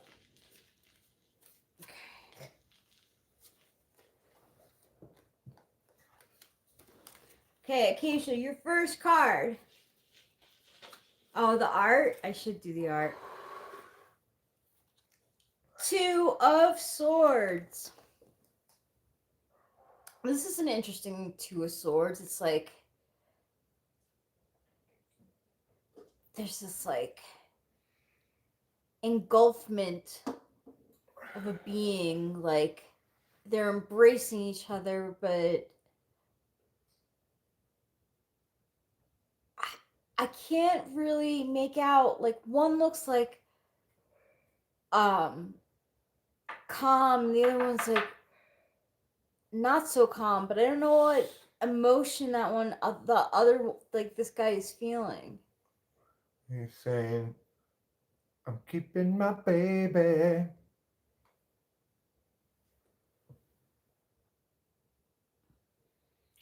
And the way these swords are, it's like kind of like guarding them.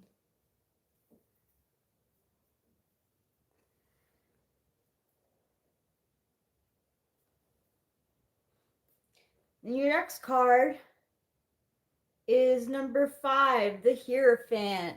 Sort of like he has like Eric vibes. He's got this like fancy garb on. I'm no garbless prancer. Yeah. The garbless prancer. And like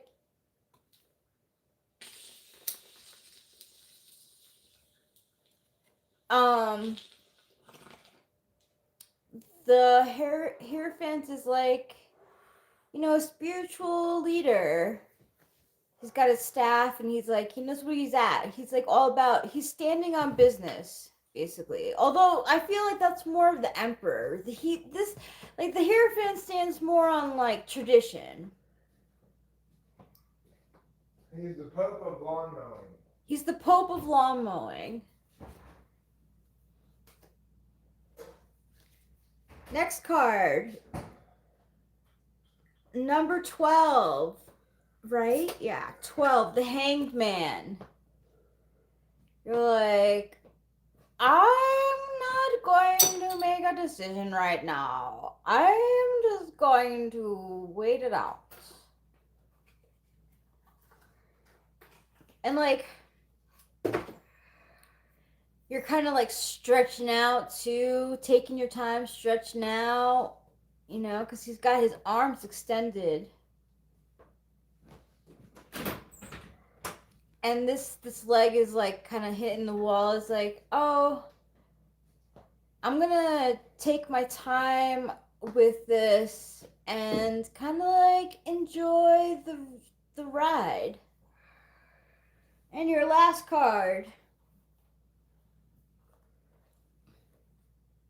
3 of Pentacles.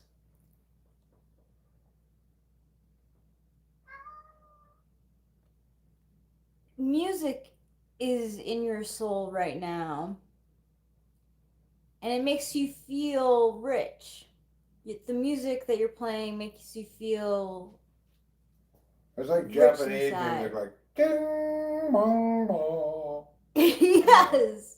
Like, I didn't do a good job of exemplifying it, but it's kind of like notes that don't go together without a rhythm. This is you though, Acacia. This is you.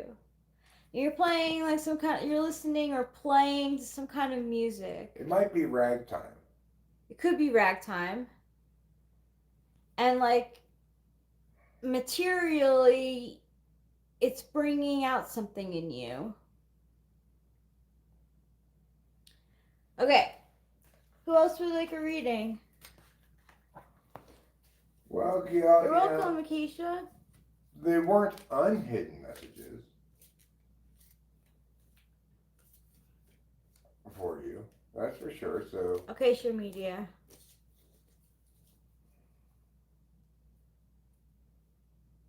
Japanese ragtime.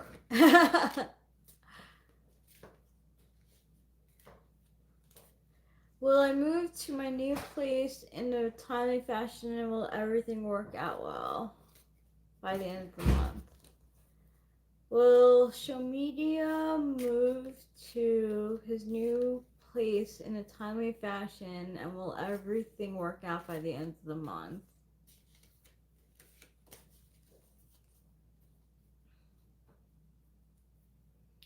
Okay, so this is how we're going to do this reading for you, Show Media.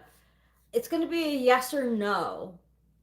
So, three positive cards equals a yes, or all of the positive cards. 3 negative cards equals no. Half and half is only maybe. You might not get an answer.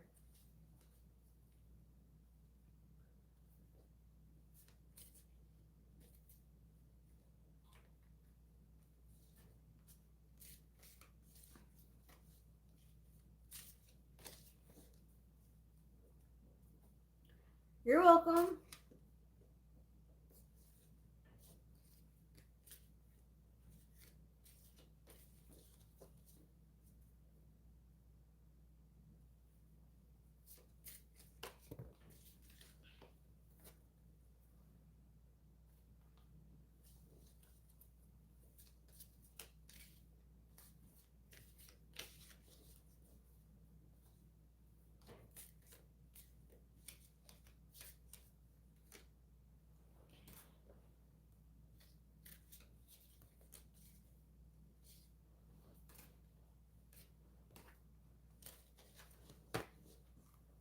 Okay.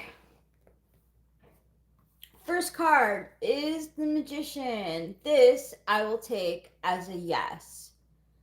This is a positive card. It means you're manifesting something and you are using all of your resources to make it happen. It does not matter what genre of music those people are listening to, they're listening to the worst example. 8 of Cups. I would take this as a negative card. It means this woman in here, she's contemplating, she's doubting. She looks like she's I'm not convinced right now. I have all these cups and I'm still thinking about things.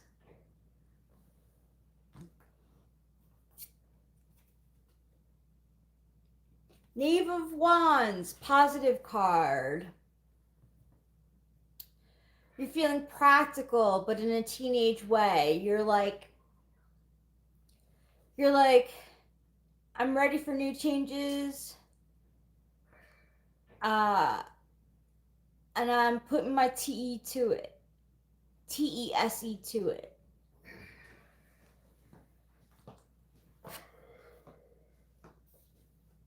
Ooh, 4 of Swords.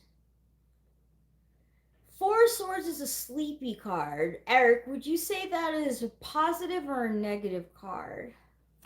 4 of Swords? Yeah. It usually depicts someone sleeping. Yeah, it's kind of like you're in among 4 walls, you know? So, it's negative? I see it as more of a nesty card. Okay, but I'm trying to get. So right now, if this is a negative card, I have 2 cards that are positive and 2 that are negative, which makes the answer a maybe. I don't think 4 is. Okay, so 4 of Swords is a positive card. It does mean rest. You probably need to rest on everything that you're doing. Don't think about it too much. You might even get some answers in your dreams. So, it is more of a positive card. So that means that your answer is yes. Everything will work out in a timely fashion. by the end of the month.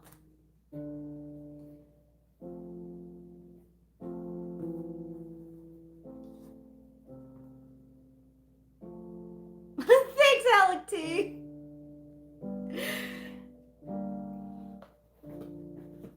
Anyone else?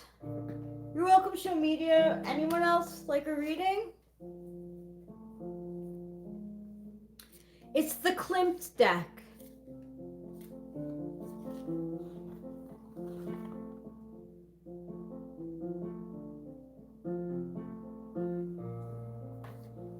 Okay, James Ortiz, do you have a question?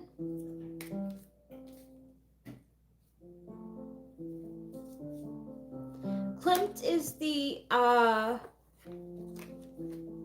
artist that it's like designed after.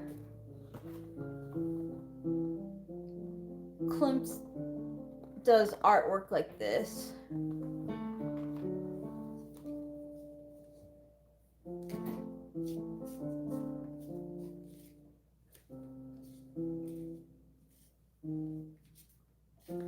James Ortiz, you have a question. Yes, thank you, Gustav Klimt. I think when I think of Klimt, I think of when I went to like the United Nations, and there was like this like wall of like faces. I think it was a Klimt. I'm not sure. I don't remember. There's also like a romantic thing, but I don't know. Okay. James Ortiz.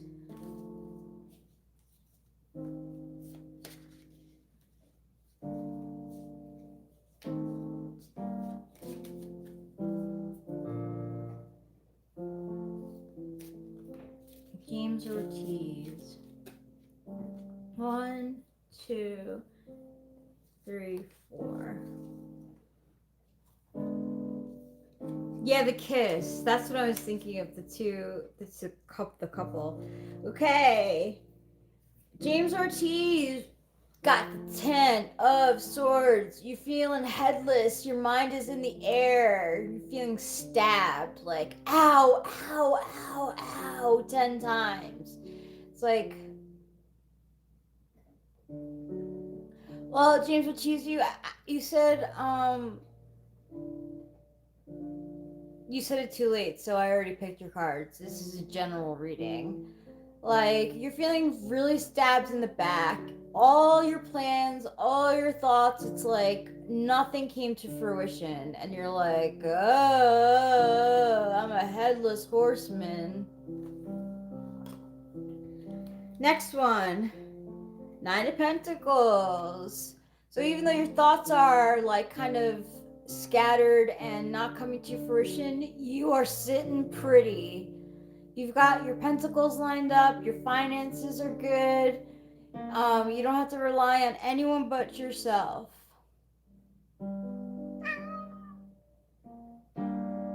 That's a good way of putting it, Alec T.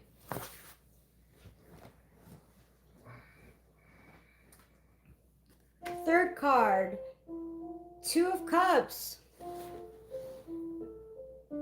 You're feeling intimate towards someone. You care about someone or something deeply. It could even be your pet.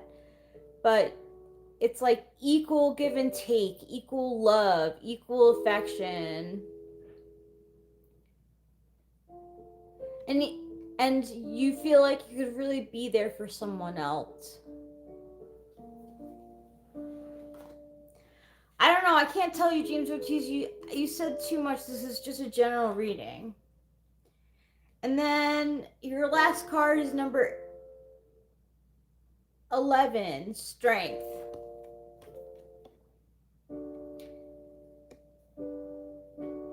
You might be this frail woman, but you've got someone's head in your hand. You ain't afraid to show it. You're like, oh, I put all my energy into this. And I'm like kind of feeling tired. But yeah. Don't play with my feet tremble?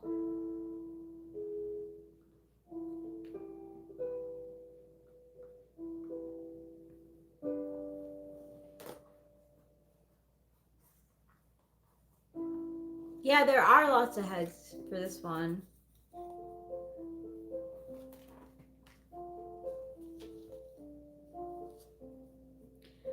Now it's time for Eric's Corner, where the music is being played. Oh, I gotta eat something.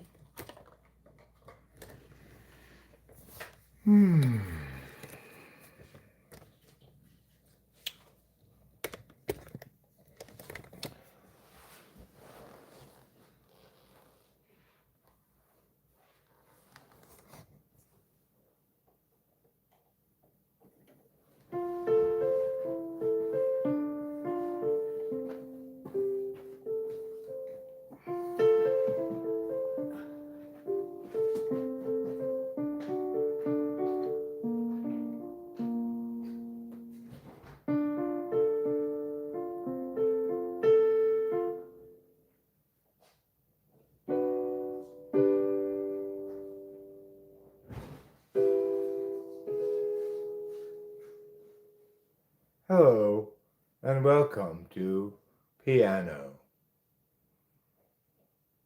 Today, we'll be learning to listen to piano. I'll be playing it with my fingers.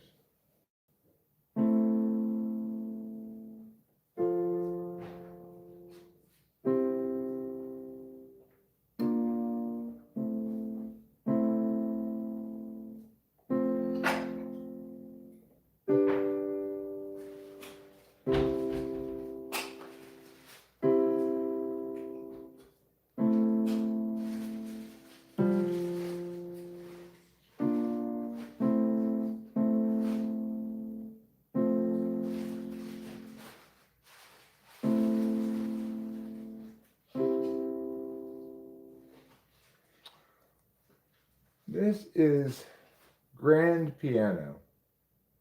As you can tell, it's quite the grand piano.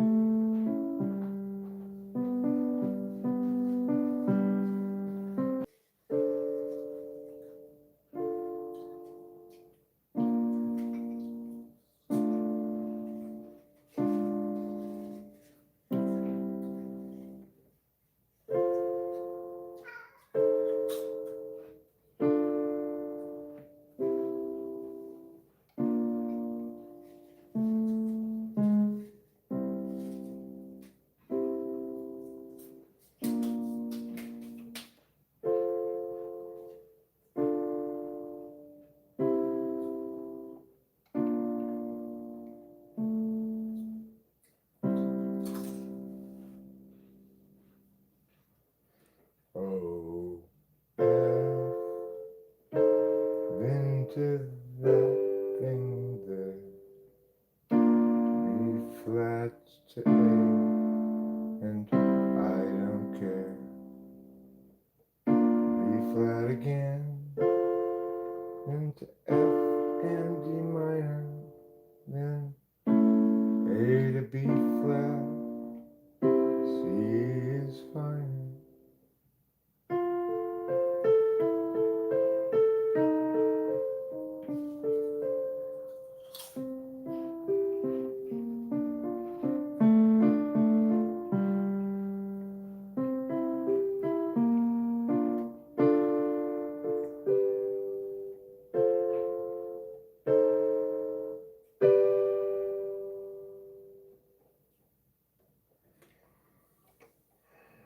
It's an interesting instrument, you know.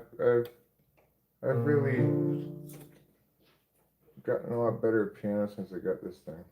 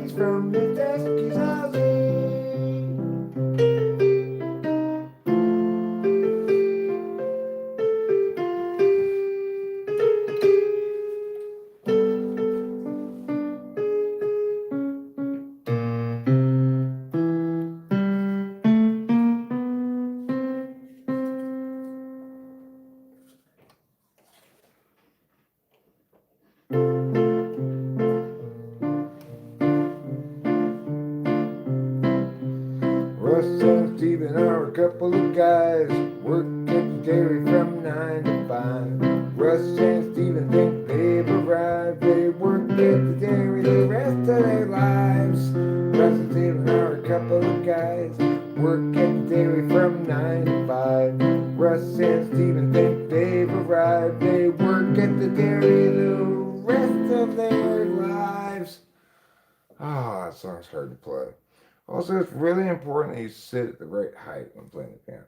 This is too short to stand to, too tall for this chair.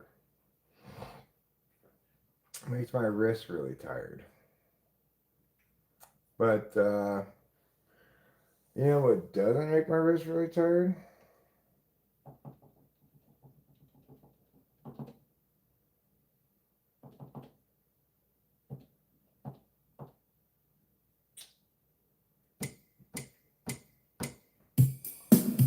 That. Oh yeah. That doesn't make my wrist really tired.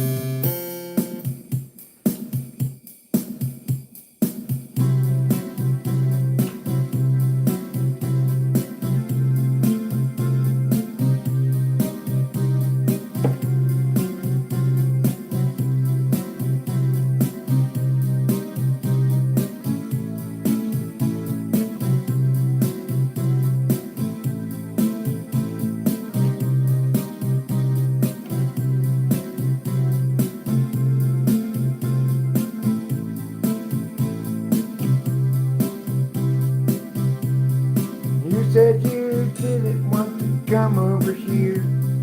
You said that you thought I was unfair, but I didn't even do anything at all to you.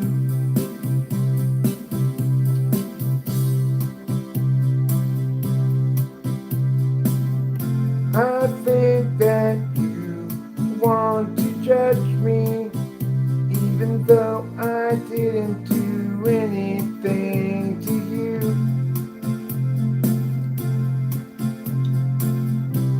And I think that it's because you think that I'm a judgy guy myself, but I'm not. Even though I tell you I'm wrong, I mean you're wrong. In that instance I was wrong.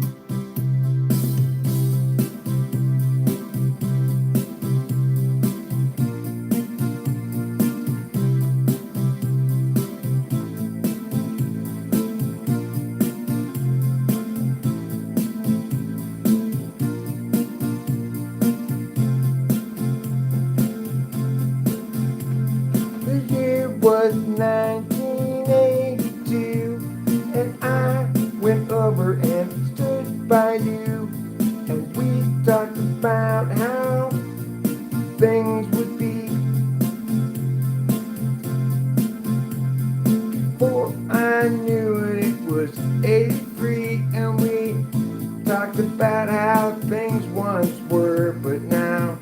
Now instead it's 1984.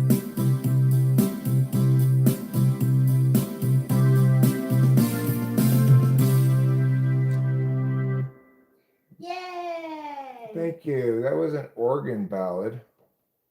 You know, wasn't my best song ever, but you have to fail some in order to succeed. That's what they say at failure school.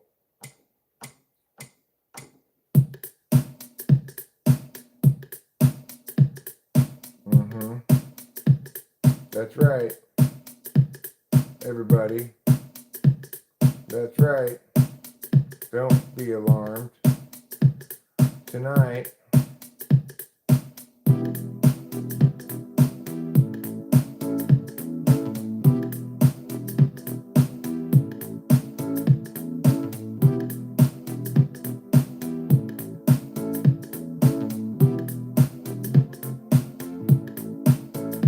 what you're feeling, is it surprise? I can tell you're feeling something by looking into your eyes. Yeah, what's the feeling? Is it unsureness? Is it alluring curities for diseases that nobody has? I think that it is.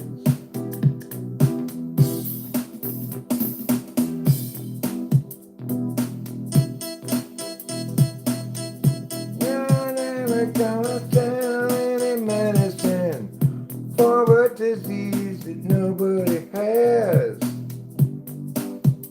I already tried that once.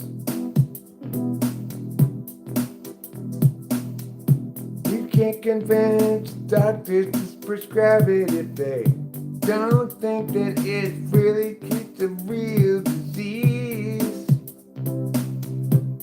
No matter how much you like them to, they just refuse to do what you say.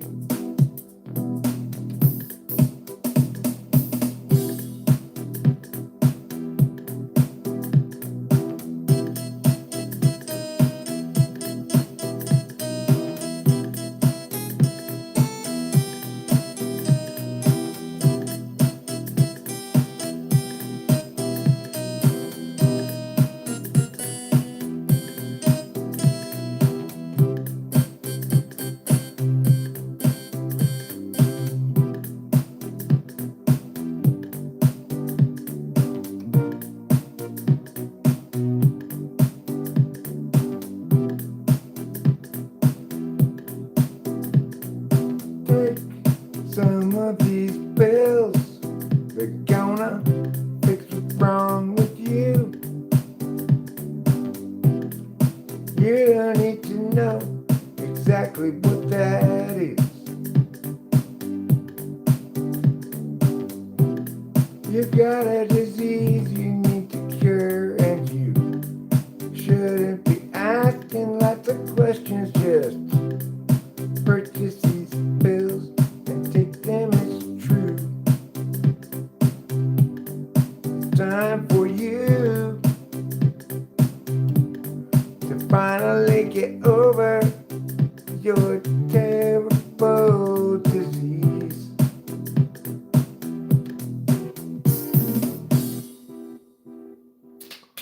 Thank you. Thank you. I wrote that song for Vanda Pharmaceuticals. Oh. Yeah. It's just $47 a pill. And it's going to make you finally okay.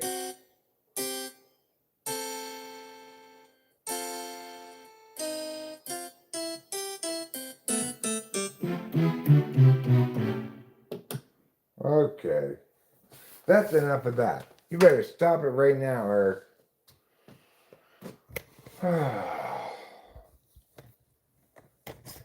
You're having fun. I was. You know, life's a funny thing. You spend all the time living and breathing and doing things, saying words. And what's it all for? Should have kept with the Chopin try because Opus 57 D flat major was good. I didn't know I was trying that. I don't know how to play any classical music, Chopin or otherwise. I did, it's not true to say I never took piano lessons. I did take piano lessons for like a couple months when I was a little kid. But what I'm doing in general is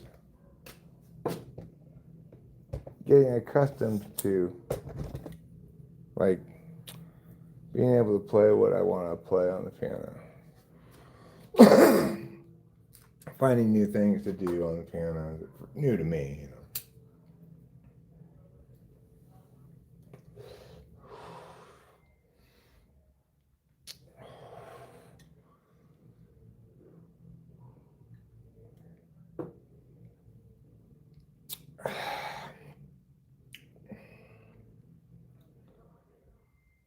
You know, it's kind of nice. It's one of those things where I can just sit down and fiddle on the piano for quite some time and be entertained. And it's kind of worthwhile to remember that entertaining myself, I'm talking about when I'm not on stream, you know, is plenty good enough reason to play the piano because I'll typically be like, well, if I'm gonna play the piano, I should record something. But in reality, I'm just not practiced enough on the piano really to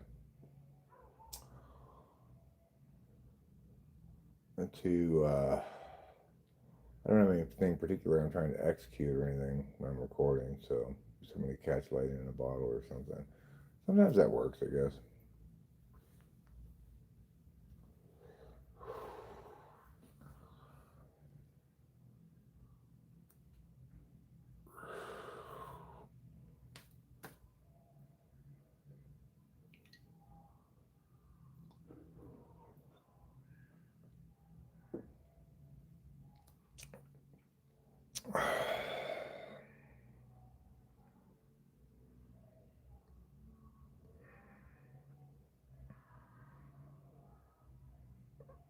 In the beginning, they're listening to Metallica. This is like the most tolerable thing I've ever really heard them play. I still don't like it, but it's fine, you know. In case you hadn't heard, the gentlemen from Metallica are off to Never Never Land. Presumably they're talking about Michael Jackson's ranch. I guess they want to like ride on his amusement park rides or something. This was back when he was alive.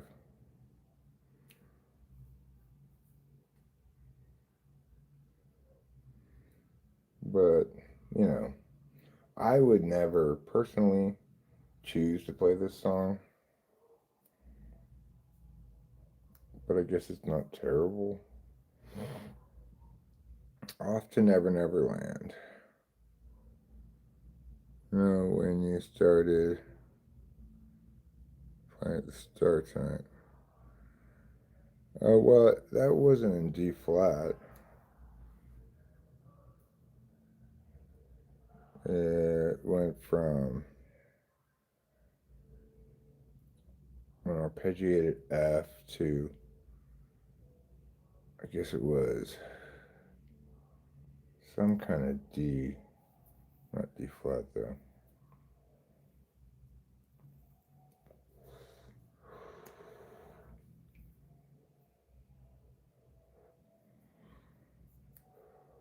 It did sound nice, but you know, I can always go back to it. I remember what it was saying. It was pleasant, like piano music to listen to in the background when you're eating dinner, that kind of music, you know.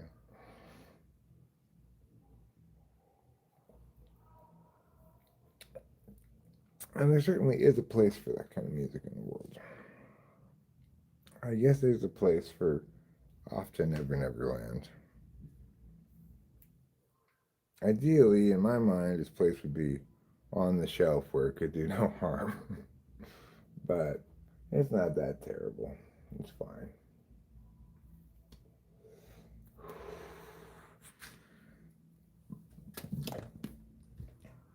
I mean, I guess I'd be grateful they're not listening to something worse. I don't have the music's not driving me inside this time like it did last time. I took like 2 hits on that cereal and I was like, okay, I cannot listen to this. Like what they were listening to last time. I don't think it was Pearl Jam, but it sounded just like Pearl Jam. It was exactly that aesthetic. From Pearl Jam to Metallica, we got to make sure no one's dancing.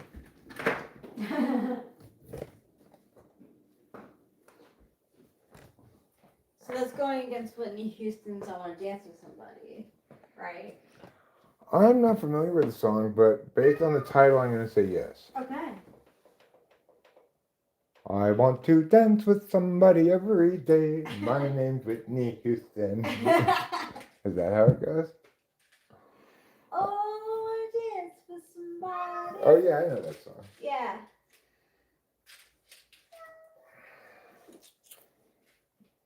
See you later, Tuts.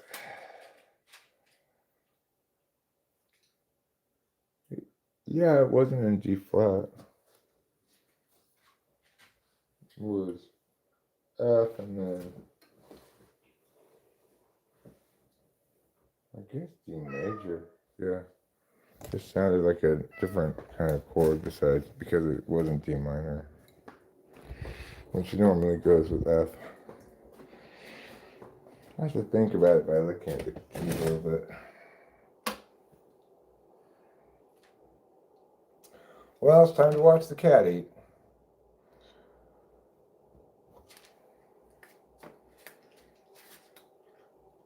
Yes, you're a very bad cat.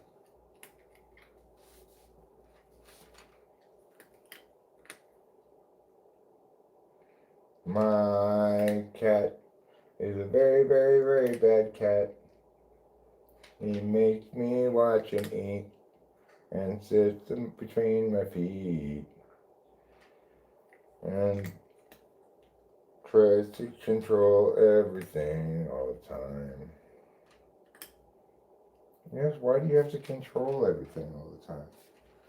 You know what? I got 4 words for you, Trouble. Let go, let God.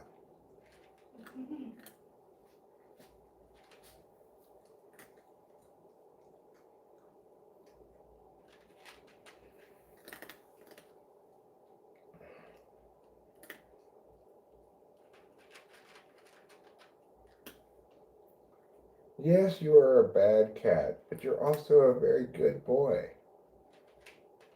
Does that make you medium? No, it makes you both. It makes you a complicated human being like all of us. Because life is just a rich tapestry of contradictions.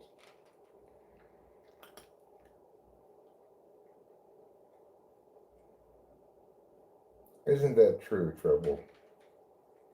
Yes, it is. Life is a rich tapestry of contradictions that nobody can deny.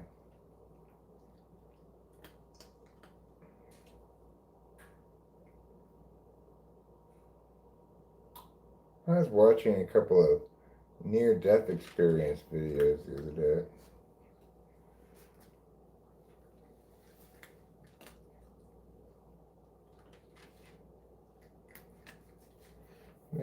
They often have a common message, you know. It seems to be that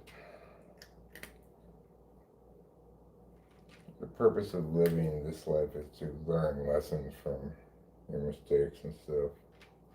It's kind of a encouraging message. I don't know how much weight I put in it, but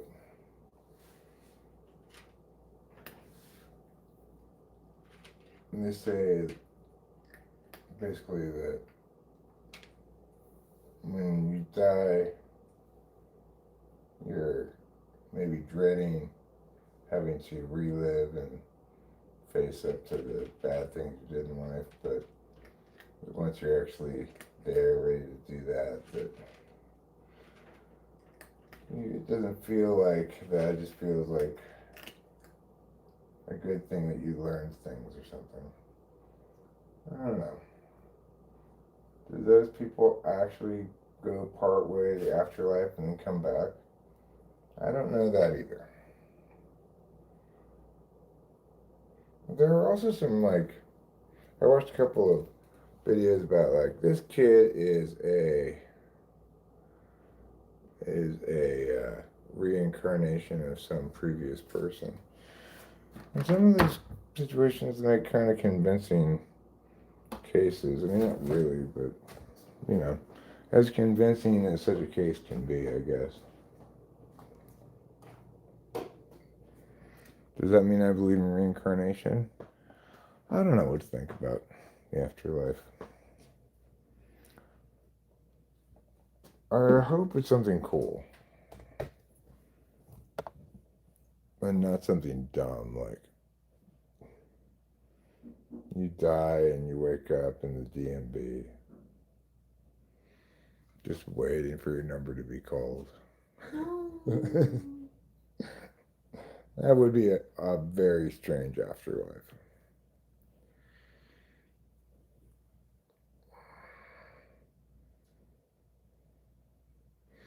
If a physical task is such that if I fail it, I'm going to die, I've rarely done it and never wanted to try to do it. Well, that's just common sense. A lot of people don't take that approach. They want to do adrenaline and adrenaline causing things, but if they get too into that stuff, it eventually kills them. You know.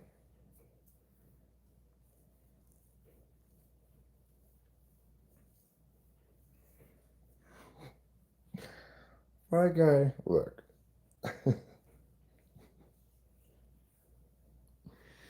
You make a good point, but I think he means like rock climbing or skydiving or wrestling sharks. Is there a knock on the door? I'm assuming he has trouble knocking things around in here. I don't think there's a knock on the door.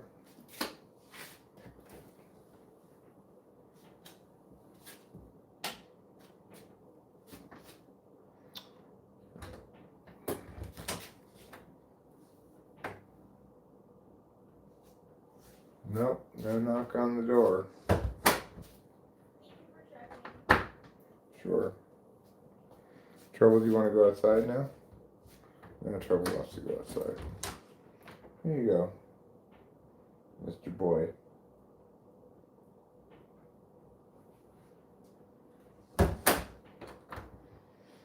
He's going to do his patrol.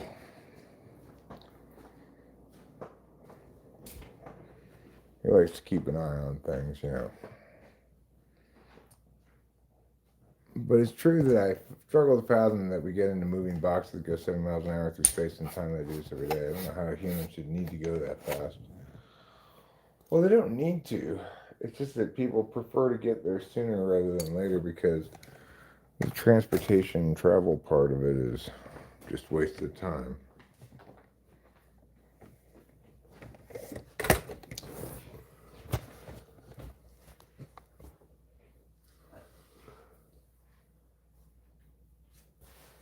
Like if you're commuting back and forth from work, you want your commute to occupy as little time as possible.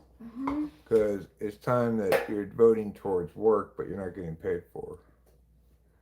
Facts. I never thought about that way. That's true.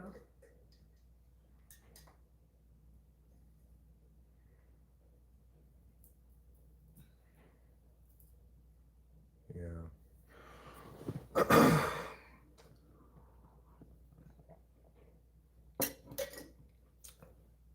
In general, I find that when we go out, I'm always like anxious to get home. On the way back, I'll tend to maybe go a little faster sometimes, but I'm pretty chill driver. Yeah.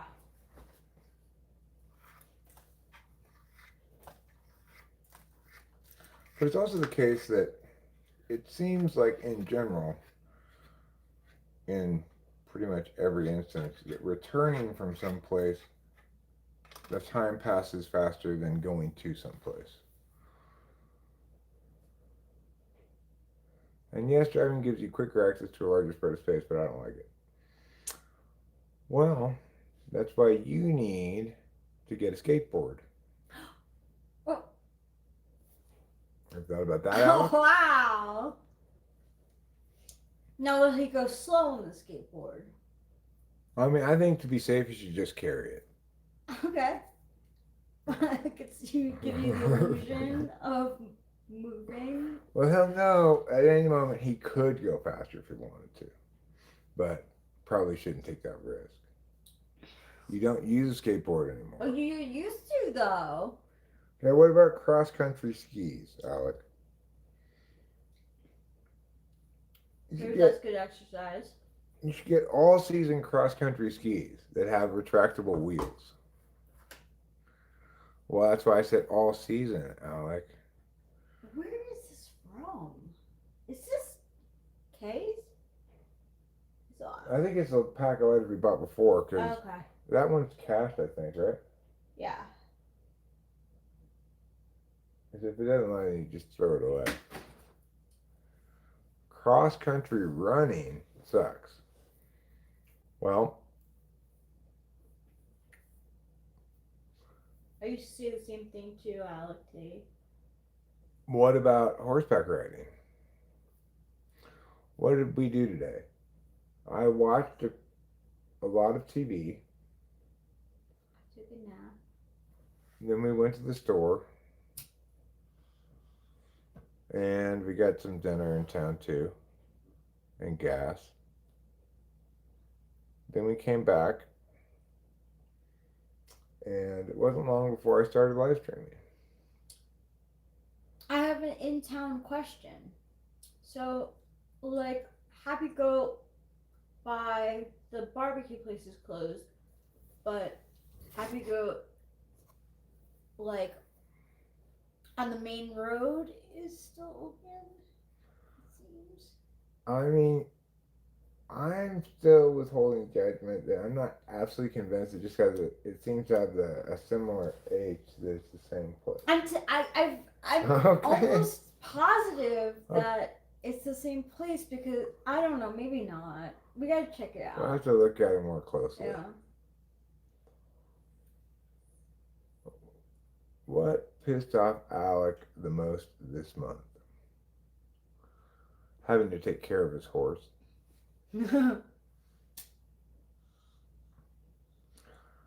See, Alec, if you have like servants and groomsmen and stuff, then you don't have to take care of your horse. You just need to get some servants. Such an easy answer. Mm-hmm. You want to be able to teleport. That would be convenient.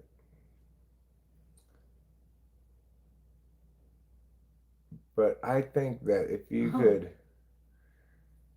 if you had like a super efficient bicycle plane, like you could just pedal a little bit. A bicycle plane? Yeah. And it lifts you up in the air like a bicycle helicopter, basically. Yeah, like a helicopter. Cause like in Kiki's delivery service, remember the boy at the end? He has a bike that flies. Yeah. It has like a propeller in the front. But you're thinking more up, right? Well, yeah, I'm thinking you want to be able to land and take off vertically. Okay. Do you think if you took a day without any caffeine, you'd feel depressed or just tired? I would just feel like not really much of anything, I don't think. Whoa, whoa, says Acacia. INFP danger mode activated. I think, Alec T, you're assuming that teleporting is going to be safe.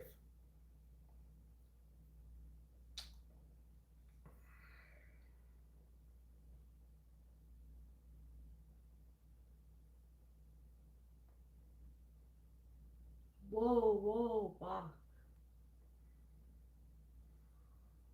I am worn out like Lauren Drought. Show media this week. Someone called the coffee shop I frequent mediocre, which irritated me because I really like the baristas there and have friends who work there. Coffee taste is not priority for me. I mean, coffee it's not the same wherever you get it, but is it really that different? Like you have two kinds of coffee you can get. You can get like overly strong coffee, like Starbucks and this other coffee shop in town. I'm thinking Pete's. of Pete's, yeah. Or you can get diner style coffee. The supermarket has super strong coffee too. Yeah. Yeah, that's Pete's. But if we go to a sit down place like the Mexican restaurant or Sportsman's, they've got diner style coffee. Yeah, I like diner style coffee. Well, I am feeling so tired. I think I'm gonna wrap this up on the early side here. Maybe watch a little TV and try to go to bed. I'm so plan. Oh, you're so handsome. Thanks, beautiful. You're welcome. So I'm gonna say goodbye and wish you all a very merry good night.